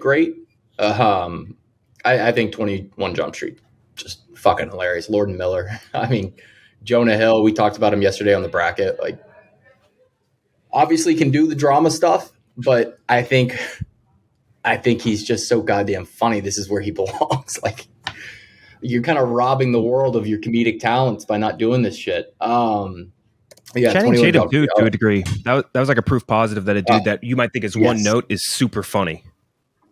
Yes, he's. You punched a gay black kid on the first day of school. Yeah. Turn that gay ass music off, and he's like, he is gay. That's super insensitive. Like, that was such a perfect moment. Brie Larson. I love that. Yeah, very funny in that. Were you more of? I'm assuming you were more of a fan of the Johnny Depp version, Klemmer. No, Johnny Depp version was kind of cheesy. I haven't seen the movie. There's another one I haven't seen. I haven't seen 21 Jump Street because the original show was it was one of the first shows Fox said was a hit. But it was always kind of like this lame, cheesy show to some extent. Good acting from Johnny Depp, but but I haven't seen this version. I probably should. Everyone raves about it. This is another blind spot for me. It's very funny. Yeah, okay. It's one of my favorite comedies of this era. What's his face? God damn it! Who plays the lead cop? Ice Cube. On his name. Yeah, Ice Cube. God damn it! I wanted to say Eazy-E, then I was like, Eazy-E wasn't a fucking actor. So yeah, no, he was hilarious. I mean, Rob Korean Riggle, really Jesus. good. Funny ass movie. Yeah, so 21 Jump Street. Keep going. Klemmer back to back. To me, yeah. So I'm gonna go with Argo. This is I don't know. I really like this movie. Big Ben Affleck fan when he directs. I loved Air. There's another one on this list here. Maybe it'll follow me, maybe it won't. But Argo it's such it told differently. It could be a really boring movie, but he tells it. And I love how when Ben Affleck directs both Air and this, it's not a biopic. He's talking about a very specific moment in time, and that's true with Social Network as well. True with Moneyball. Might just be my personal preference, but like when you watched Ray, you're stuffing 80 years of someone's life into 2 hours and 20 minutes. It's impossible to tell a good story. But if you tell a small sliver of time when something's really important, you can tell a great story. And I think Argo does that really well. It's funny to me that I picked 4 movies so far, and 3 of them are nonfiction. I don't know what that means or what that says, but I don't know. Argo is a really interesting story that I didn't maybe know enough about when I watched it for the first time. I was blown away. The fact that Affleck was not directed for Best Director is obviously a huge. It's a crime. And I really enjoyed this movie. Do you guys like Argo? Yeah, for sure. Okay. Yeah, that's one Argo, where fuck yourself. Argo, fuck yourself. That's another movie with a really, really just perfect cast for that group, like the group that was based in the United States, like Alan Arkin, or not Al, yeah, Alan Arkin, right? And Goodman, so funny or so good, I guess, in that. But really like that too, because that's a story like I didn't know anything. I knew about the Iran hostage crisis, you know what I mean? But like I didn't know anything about that, and so like the story was new to me and fresh, and like even though like the second I hear about it, I Wikipedia it, and we're like, oh, it worked and everything like that, I still felt tense and felt like the anxiety that they were going through. Which is a credit to Affleck. Creating tension in that movie. Yeah, Affleck did a brilliant job there. Especially the airport. Oof, that got me good. It's I think maybe the best date movie ever. You could say maybe some people might say Forgetting Sarah Marshall is the best date movie ever, which is fair. The other one for me is Silver Linings Playbook. Fuck. I think that is just a fantastic. I thought I was going to get that. It's something for everyone. Like Jennifer Lawrence's character is great and so likable, and I'm so glad she won the Oscar for that. She was fantastic. And then Bradley Cooper is so good in this. Like the mental health stuff he's battling through. It feels, you can feel him lose control, and the way it's directed, with David Russell again, right? So like it just kind of creates that tension and that uncomfortability. Like when he's with his parents, it's almost like cringy, and you feel so bad for them. And they all are so helpless. And then it ends on a great note, and like it makes you feel good when you walk out of the theater. I don't know. Silver Linings Playbook is just such an enjoyable movie. Incredible soundtrack too. That too, yeah. Great point. You had it on your list next, Gooch? It was, yeah. I mean, I thought I would get it literally 2 rounds from now, but I really wanted it. I wanted it. No, when you said The Fighter, I actually prefer Silver Linings over Me too. The Fighter when it comes to close, though. They're both great. I mean, they're both great, yeah. But in terms of enjoyability, I've rewatched Silver Linings Playbook so many goddamn times. You're up, Gooch. Okay. Ooh. Let's see. What do I have on my list? I'm trying to diversify. I'm gonna go with.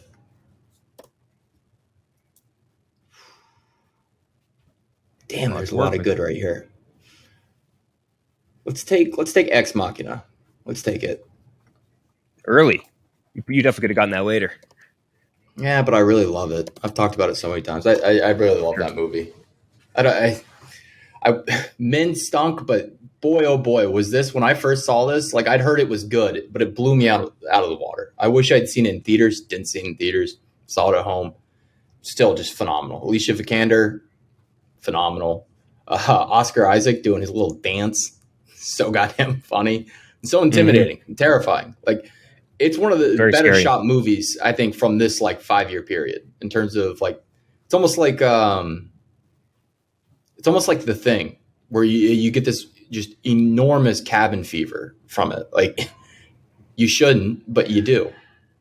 Really good So, cast in that. Ex Machina off the board. I almost took the Adjustment Bureau there, but decided to hold off. That movie has left zero cultural impact other than people making fun of it for not having seen it. Making fun of it, talking about how good it is. Amazing. I got back to back. I'll start with. I knew I could get this late, so I waited on it. Guardians of the Galaxy. Guardians of the Galaxy, my personal favorite Marvel movie ever. I think just such a brilliantly funny movie that also has all like the other beats you want, like good action, good drama too. I mean, the opening 5 minutes of the movie is a kid losing his mom to cancer, and like you're cracking up 5 minutes later when they're have adult Chris Pratt as Star-Lord doing crazy shit on whatever that planet was. So like a lot of like roller coaster of emotions that feel smooth at the same time. And a movie I think you could enjoy no matter what you're in the mood for. And like with Silver Linings Playbook, one of my favorite soundtracks of a movie ever. It's just unbelievable hit after hit after hit after hit. One of my favorites ever. I know you're a fan too, Gooch. I don't know, Klemmer, though, how you feel about it. Yeah, I don't really like it. I think even the soundtrack to me is basic bitch. It's like maybe it's because I'm older and I just heard these songs a million times, but like that's nothing. There's not that many creative. Like that is basically the classic rock playlist of any station in the '90s or even early 2000s. And it rules. It's great, Yeah. but I've heard those songs so many times. I'm like, I get like maybe I said maybe if you're a little older, you just heard it a million times. So it didn't do anything for me. Hookah, hookah, hookah. Yeah, like that song's been in my life forever. Feeling. I guess Yeah, not. come on, you didn't. I don't need to hear that again. And the story itself, I thought was not particularly. I don't know. It's too much CGI. It didn't do it for me. Like there's Marvel movies I do enjoy quite a bit. Iron Man's fantastic. This one I didn't really get the hype, but like I said, it might just not for me. I'm a big fan. The only downside is the villain isn't particularly great, but like that's so over. That's so like to me overlooked because everything else is so great in my mind anyway. And I'll back to back that with another one of my favorite movies, very small one, very intimate, but also just like I don't know how to explain it. It's just a vibes movie, just a great vibes movie that I can watch any day of the week, which is Chef. Chef is one of my favorite movies from this era. It's like it's weird to describe because like I don't know what. I'm not gonna be like, oh, this is the most dramatic movie ever. Oh, this is the funniest movie ever. It's none of those things. It's just a movie that is extremely fun and easy to watch. And I love everything about that movie. It makes me hungry watching him make that goddamn grilled cheese or the cubanos, like all that stuff. It's just like a weird slice of life is the wrong way to put it too. Like there's no way to really for me to pigeonhole it into like any particularly like him being strong at one genre. It's just I love that movie, man. All time great vibes movie. Yeah, it's a little bit like Air, where it's just I don't know if I feel like I'm hanging out with my friends or if it's just a casually great movie to enjoy. And like Chef is so I found it randomly on Netflix one day. I was bored. I put it on. It was like 90 minutes or something like that, and I had a huge smile on my face the entire time. I don't know. It's just a fun. You're right. You can put that on any time. If you don't have. If you're not happy when that movie's over, then you don't have a soul. You don't have a heart. Zero soul. That is such a fun movie. Sneaky, and such a stacked cast too. Yeah, in small roles. Yeah, right? He's the restaurant owner. Yeah, and like ScarJo's the love interest, and I think was it Robert Downey Jr. Vergara in there. RDJ and Sofia Vergara. Yeah, and John Leguizamo is his sous chef. Like it's fucking great. Bobby Cannavale, right? Is I think the guy that takes over for him or something. John Leguizamo said what he gained like not him, but personally, but John Favreau gained like 60 pounds. Like literally 60 pounds. I wouldn't blame him, dude. That would be me if I was on that set too. Robbie, you're up. All right, I'm going to take back to the more artsy stuff. I'm going to take Birdman. Birdman is, by all accounts, like it is very much like Letterboxd account, like filmy. Like it is. It's a technical masterpiece. There's no way to get around that. It's stuffy, but it is brilliant. It's a brilliant movie. Alejandro Inarritu, it's his best movie. I like it way more than The Revenant, and way more Gravity? than Bardo. I think it's a lot better than Gravity. Bardo, fuck Bardo. Fuck Bad Bardo. Is Gravity the only title, by the way, that he's done where he doesn't have I guess The Revenant too. The Revenant didn't have a weird subtext. I'm talking about his, like, he has like a tendency to do the right in parentheses. Yeah, Birdman or the unexpected virtue of ignorance. Yeah, even the title's pretentious with this one, though, right? Like, it's a pretentious ass movie, but I think it's fucking awesome. I really love that movie. Emma Stone, great. Michael Keaton's very good.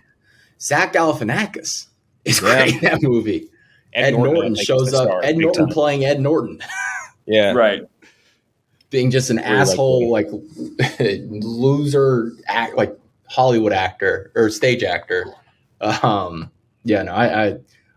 think it's a phenomenal movie. I was trying to hold off on taking it because it obviously is not going to gain me any favor once we put this graphic out. Because I think most people think that's like just they think it's very pretentious, but I still think it's great. It is great. No, there's no there's no two ways around that, right? It's brilliantly made. I don't really care for the story. It's a technical masterpiece that is undeniable to anybody. You know what I mean? I think the story is great too. Like it's this weird, almost. It's also like self-referential onto Keaton's career at this point, where he had taken, the fucking Birdman is Batman. Like, say what it is. Like, and ever since then, Keaton's been on just this run and this Katana-sans. That started with the other guys, by the way. Yeah, started with the other guys is so funny. The Bed Bath & Beyond manager. Hey, don't go chasing waterfalls. Yeah, so stupid but so funny. Have you ever seen Klemmer? Have you seen the other guys? I saw bits and pieces of it. I need to sit down and watch it. I saw it when I was pretty drunk one night. I need to go back and watch it. I'm thinking about it now, and there's like stuff I don't remember at all. I remember in the movie, but then I don't. You're mentioning other people like Marlon Wayans. I don't remember him in the movie at all. So it might have been the wrong Wayans. It might have been Damon Wayans. I forget. One of the Wayans brothers. Okay. He's got to keep. Robert. What is his son's a gay DJ? He's like, hey, Chief, how you doing? He's like, son's gay. That's great. Like, or bi. I forget what it was. Yeah. Yes. So Birdman, Chris has back to back. All right. So this is the best movies of not like the most rewatchable. It could be either. Really be whatever you make it, I guess. I have to. It's the most one of the most brilliant movies I've ever seen. But man, I don't want to watch this one again. But I got to pick it. I guess 12 Years a Slave. Like that's hard watch. It's such a tough watch. But I don't know if a movie seeing someone who was free then get slaved makes it so much. I say more powerful, but more relatable because we're all free and we all can understand that. So then imagine. I think that's what the brilliance of this story and brilliance of this movie. Apart from just the insane acting and the great directing. But it's like, we can all kind of imagine ourselves in this situation. Like you're just going to work, you're doing your life, you're going about your life, and all of a sudden you're swooped out and now you're stuck. And it's terrifying. It's horrible, but also kind of, I don't know. It was like one of the most powerful movies I've seen, if not the most powerful movie I've seen from this 5-year period. So I have to take it, I think. But man, if I own the DVD, but I don't know if I want to watch it anytime soon because I don't want to feel those. It makes you cry. It makes you feel horrible. Like it's just it's amazing that was only 175 years ago. 100. We were doing this to each other. It's I think I have to pick it. It's an amazing movie. Great cast outside of Chiwetel Ejiofor too. Like he was obviously incredible in it, but then like Benedict Cumberbatch for 5 minutes, incredible. Lupita Nyong'o steals the show. Big time, so good, and Fassbender, Fassbender, and Fassbender is really good in it. Really, really good. Yeah, excellent movie. 12 Years a Slave first, and what's the second?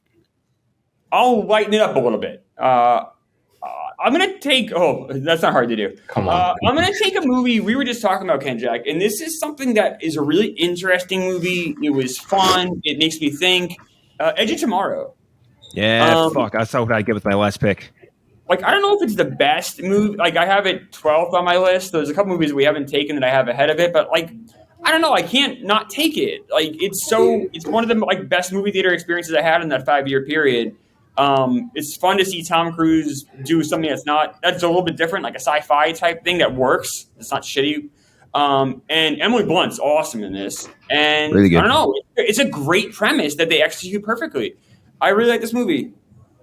It's like being watching a video game, but better. I don't know, like, you know what I mean? It feels like a video game, but it's like incredibly well done. It set the stage too for the Macquarie Tom Cruise friendship that turned into later now sort of Top Gun 2 and obviously Mission Impossible and all this other stuff.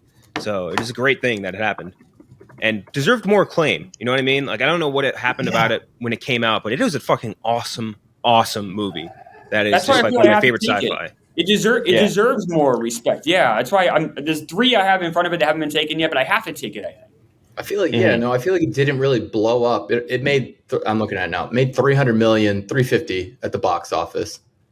But I feel like it didn't get like the respect it deserved until it was on TNT like 3 years later. Exactly. And then people started to watch it and catch it like on TV. And they're like, oh, this movie fucking rules.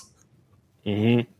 It's weird. I don't know what it is. Sci-fi is weird with that. Like, we always talk about Dread, which is also in this period, by the way, but I don't think either of us are going to. No, maybe if you get it, I'm not going to take it. But Dread, another one. Like, there's just sci-fi movies that fall between the cracks as far as like, hey, go back and think of like the best sci-fi movies of the last 10, 20 years. And like, there's some that just fall through because maybe the genre is oversaturated with Star Wars and Marvel shit that you could consider sci-fi. Like, you know what I mean? So I don't know. It's weird. But Edge of Tomorrow, one of my favorites. What they call it first? Live, Die, Repeat? Live, Die, Repeat. Yeah. I think that was also the problem. That was a bad title. That's a bad name. I think Live, Die, Repeat. Edge of Tomorrow. That's the worst fucking name. Edge of Tomorrow is super generic. Edge super of generic. Tomorrow. It's stupid. Live, Die, Repeat.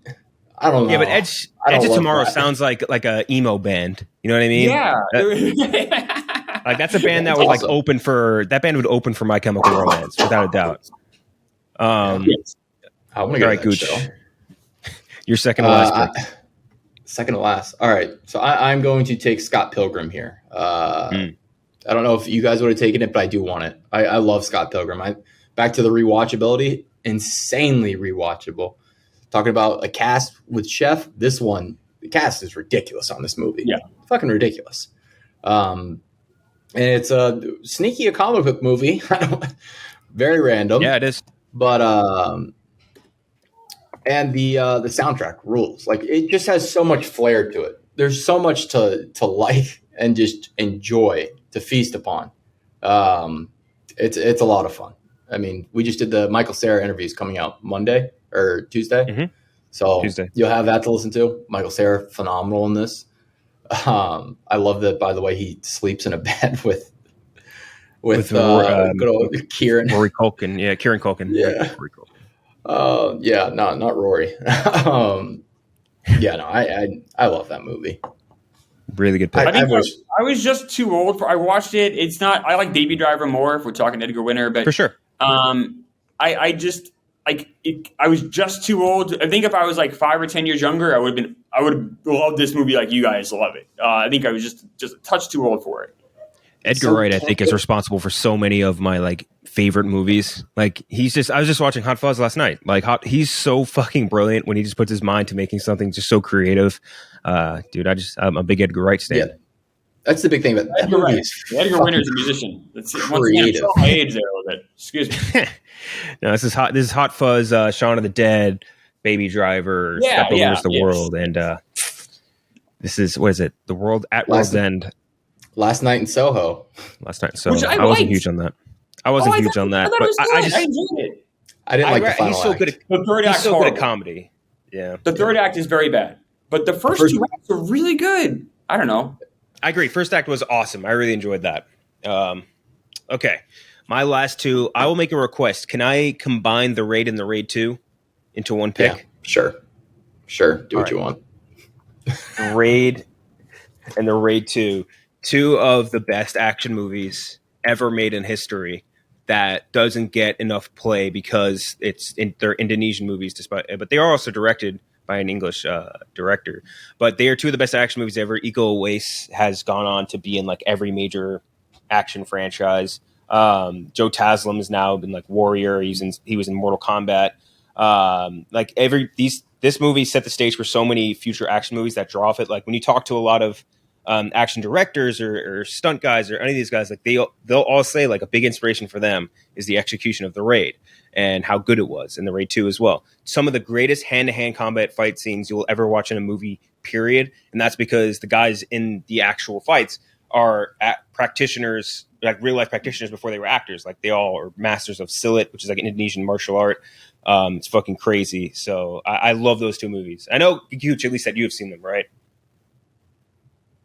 The Raid? No, I've never seen The Raid. You never saw The Raid or The Raid 2? I know you didn't, Klemmer, but fucking Gooch, really? I'm gonna get around to it. It's on HBO. That's a must, in my opinion. That's a must-watch action movie. Even if like you never watch an international action movie ever again, make it The Raid in The Raid 2. I like international action movies. I think it works better. I think when you go to like foreign cinema, I think when you have a lot of action, it helps. If you like international action movies, reading. If you like international action movies, and you haven't seen The Raid, that's like being like, I love sci-fi, never seen Star Wars. You know what I mean? Like that's how big The Raid and The Raid 2 Star Wars is a fantasy movie, so get fucked. It's sci-fi. Let's not fucking kid ourselves. And then I'll end with The Avengers. The Avengers is one of the most culturally important movies of this period. It's one where maybe I get it. I know the reservations, but it was amazing in the moment. It wasn't even amazing in the moment for me, but that was a huge benchmark moment for comic book movies, which have now taken over, become that too, just movie cinema in general. It's like a literal turning point for in some ways for better and in a lot of ways for worse, but it is a massively huge moment in the history of cinema, is that movie coming out and the success that it had. And for whatever it's worth, like us, at least as me watching as a fan, I was like, this is fucking crazy. Like, I'm not even a big comic book guy, but seeing all these guys together on screen is absolutely nuts. And for it to be directed competently, which comic book movies, that was very rare, with the exception at that point of Iron Man, it's fucking crazy. And it was a great time to watch too, especially as a New Yorker watching it all happen in our city. It was like fucking, they blew up Grand Central. What's the name? Shot in Cleveland. Yeah, but they blew up Grand Central and all these other great New York landmarks. But it's a great movie, great ending, good humor for whatever that's worth, and just like perfectly stupid, but like interesting enough to hold your attention over that entire time period that they have. And it's cool seeing fucking Captain America and Iron Man like team up and do shit. Like that's fucking cool. I'm sorry, it just is. So I gotta go with the Avengers to my last pick. One thing with the Avengers that I would give it massive credit for: every character in that movie feels like their own character. Does that make sense? Like they all act like themselves. One of the bigger issues that Marvel has, they've kind of shifted into doing this, and more recently, is when these characters get together on screen, they all are the same fucking character at points. It's like Thor doesn't need to be the same person as Iron Man. Like they are two completely different personalities, come from two completely different worlds. Like, they don't need to act the same. They feel like two completely distinct characters in that movie. So I do respect the Avengers for doing that. Yeah. And the team-up shot is... iconic. Yeah. There's just a lot of moments from that which will stand the test of time as far as, like, how influential they were to the entire... Will people go back and watch these movies, like, years from now? I don't think so. I think it's too CGI'd. I think the humor is pretty weak. I know that people think it's funny. I don't know. Marvel humor is like its own subgenre. It's weird. You know what I mean? Goofy, nerd humor. It's not good. I don't know. I don't think it's very funny. I don't think it's very funny. I don't think the CGI obviously doesn't hold up. That's a problem with all of these. Some of these movies. Thank God for Mission Impossible, like we were talking about. I don't know. Do you think this is going to be something that people go back and watch 30 years from now for non-nostalgia reasons? They actually go back and watch it to enjoy it. I don't think so. I think anybody would be Infinity and Endgame would be the two that they watch versus going back and be like, I need to watch Avengers again. Like they're going to be like, if I'm going to go back and watch a big team up movie with Avengers, it's going to be the other two, but those two don't exist if Avengers didn't work. Right. And you're right, Kenjek. It was probably maybe the most influential movie of this time period, right? For what it did, I think for worse, but you're right. It was incredibly important. It changed the course of movies from that point on. Like that, everybody wanted to get a taste of that sort of genre, if that makes sense. But I mean, I feel like there's so many movies on here that I think are better, without a doubt. Every single other movie, honestly, it was the last one on my list was Avengers, but every other movie on here that I have on my short list is a better movie. But none of them were even close to as important to the history of cinema as Avengers was, for better, for worse. Again, Robbie, your last pick. My last pick? Oh, this is my last pick. I have to leave the Adjustment Bureau off. Fuck. You absolutely do. I'm not even kidding when I say I love that movie. It's not good. We haven't had a single animated movie taken, and probably for good reason. Wasn't a strong period for animated films, but there was one in the sea of mid, directed by one Gore Verbinski. That is Rango. No.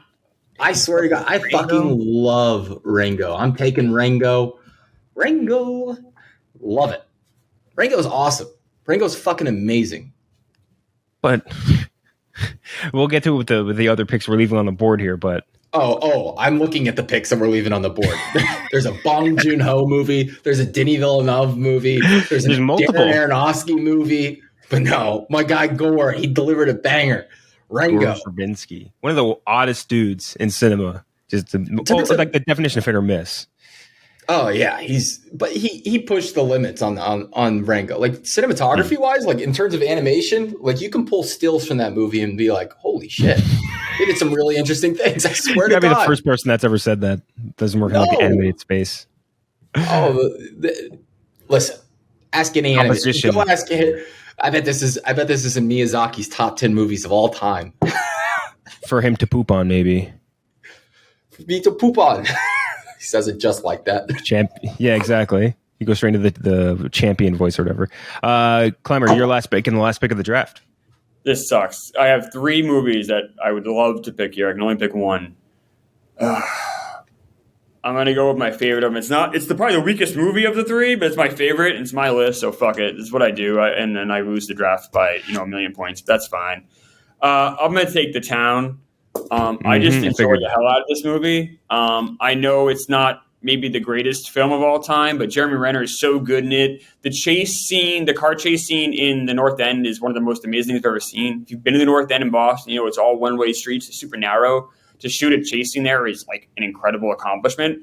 And I just like this story. I just really enjoyed this movie. I'm leaving off Black Swan and Captain Phillips. I was between those 3. And those other movies are better made. I'm not going to defend that, but I like The Town better, and that's what I'm taking. But I know I'm probably wrong. No, you're definitely not wrong. Great movie. I have it higher rated than Rango. It's in my out of the 4. Yeah, it's the 4th highest rated movie I have left on my list. I feel leaving Black Swan and Captain Phillips off though. Like those 2 are just amazing accomplishments. Yeah. That was one where that was a great cast in The Town too. Like beyond Ben Affleck obviously being the star, but like Jeremy Renner, awesome in that. All the little local Boston actors guys that he cast, I think were excellent. And not just making a joke about R.A. who's in it, obviously, but other dudes the guy who played the Irish mob boss, I think his name is Postlethwaite. It was the last movie he did before he died. Yeah, he was excellent in that. Chris Cooper's really good, and it's Ben Affleck's dad. Small role there. John Hamm. John Hamm's really good. Blake Lively is so fucking hot in that movie. She is insanely hot. Oh my God, she's so hot. That's exactly funny. They try to skankify her basically and make her seem like a dirty person, and it's you just can't do that with Blake Lively. It just doesn't work. It kind of made her hotter in a way. She's never not hot. She's you can't you can't make her ugly. She's so beautiful. Yeah. What happened to Serena Vanderwoodson? Oh my gosh. Excellent ending too. I really like the ending of The Town. Yeah. Me too. I think it's the best part.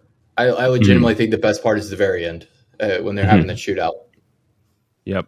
And there's I think that is a shot where they're overlooking, not from the graveyard, or was it from the graveyard? I think, I don't know. It's a cool shot. Garden? It's a garden. Maybe it was garden. Yeah, garden. Yeah. But that was an excellent shot. All right. So we have our team set. We could do some honorable mentions. I mean, Nightcrawler I had right near the top, and I never picked it. It was right at the top of my list. It's so fucking good. And I was just I'm going for a goofier version of this draft. Skyfall, Prisoners. What We Do in the Shadows, one of my favorite comedies. Gone Girl. Gone Girl, yeah. You said it, Klemmer. Black Swan. Fucking True Grit. Yeah. Boyhood. Prisoners. Yeah, Boyhood's awesome. Looper is another fantastic science fiction movie. I love Looper a lot. Warrior, one of the best fight movies. Another big one, The Adjustment Bureau, left off. Bridesmaids. Pretty Bridesmaids, funny. yeah. That's like one Dark of the most Knight Rises successful. is Bridesmaids, my favorite. very funny. Dark Knight Bridesmaids, Rises very is funny. not a great movie, but I do love some elements of it so much. It's my Sure. favorite superhero movie this time. Gravity, if It Follows, is really good. I don't know It if you Falls guys. is awesome. It's one of the best horror movies I've ever seen. And then Secret Life of Walter Mitty is pretty good. I don't We're know. Secret Life I like it a guys. lot. We're That's Secret out? Life guys. No, we're doing 10 to 14. Not We have a long running bit about him. we just About keep Walter acting Mitty. like the movie. We just keep acting like the movie hasn't come out. Like we'll post a trailer for Walter Mitty and be like, coming this summer. Walter Mitty, what do you think of the trailer? So stupid. I really like that movie. I wish it would come out again. I'm on board with this bit. That's fine. It can come out again. A I'll watch it re-release? again. Well, I'll wait go for for yeah. it. Is it? You know Sure. how like they drop a bunch of trailers like on Super Bowl nights. Like Yeah. we'll just drop that in there and be like, first trailer for Walter Mitty. That would make me so We should do happy. that we should do that at Comic-Con, like when at SDCC, when that happens, just by posted. The panel just dropped Walter Mitty version 2. Crazy Stupid Love also in here. In terms of rom-coms, I think it is very good. I don't think I'd have that in my Very, top very 20 of this, or top maybe 30 of this era. No, but I do love it. Hot Tub Time Machine. I love Hot Tub Time Machine. It's so stupid. It's so It's so funny. funny. It's so funny. Dude, the guy getting his arm cut off is it's such a good running gag. One of my favorite running gags in maybe any comedy is that stupid Is that goddamn what arm. the whole- Alaska movie. The whole Yeah. time you're like, this has got to be the one. Inside Llewyn Davis is on here. Moonrise Kingdom, Lincoln. I just rewatched Moonrise the other night. I'm going A to lot of see Korean Asteroid movies on City here. tonight. Nice. I'm seeing The Flash tonight. I wish I was seeing The Flash. Yeah, I don't know. We'll see how Asteroid City is. Dallas Buyers Club is a really good movie, but I feel like the part is greater than the sum with McConaughey in that, if that makes sense. Drive. Leto, too. Drive. Yeah, Leto Not was really forget- good. What else we got on here? Imitation Game. I love the Imitation Game. It's a solid Very movie, sad yeah. movie, though. Very 22 sad. Jump Street, also very funny. Rush, Force Easy Majeure, A. very funny. Oh, forgot about that. Easy A is a great movie. The Master. Easy I A love The is Master. Great movie. How'd you feel about The Master, Klemmer? I know you're a big Philip Seymour Hoffman guy. You ever watch that? I have. I don't like it. I found You don't myself like Philip kind Seymour of Hoffman in that? years. And it's funny, like the director's amazing, Philip Seymour Hoffman's amazing. I should, by all rights, love this movie, and I was just left like, is this is it? This is not. I love Joaquin Phoenix. I was excited to see it. And I was left very underwhelmed. I think Philip Seymour Hoffman in that is so good. His like every speech he does in that is like excellent. Fucking when he just goes like pig fuck, like when he gets angry at the dead dude.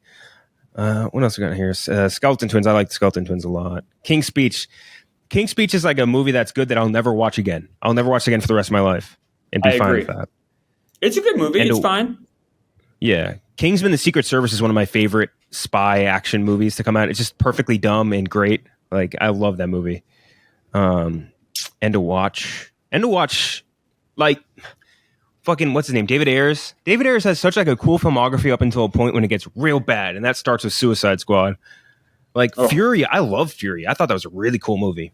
His filmography is so good that it makes me believe that people who say that there is an Ayers cut that's really good. Yeah. You know what I mean? It's fucking great. Horrible Bosses. I loved Horrible Bosses when that came out. Yeah. I mean, Kevin This Spacey, is like bad guy, Someone brought it very up. funny in that.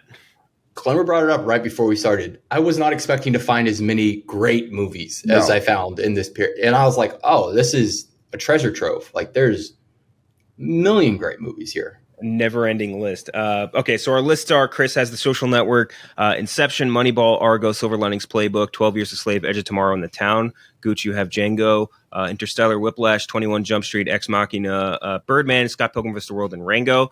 I have The Wolf of Wall Street, the other guys, John Wick, The Fighter, Guardians, The Chef, Raid and the Raid 2, and The Avengers.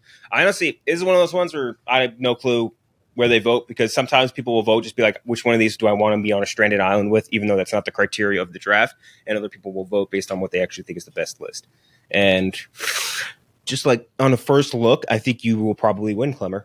based off first I've impression? never even come close to winning. I think my best was like second place once, and that was like I think I got annihilated. So I would be shocked if I win anything. I'll go nameless on the tomorrow.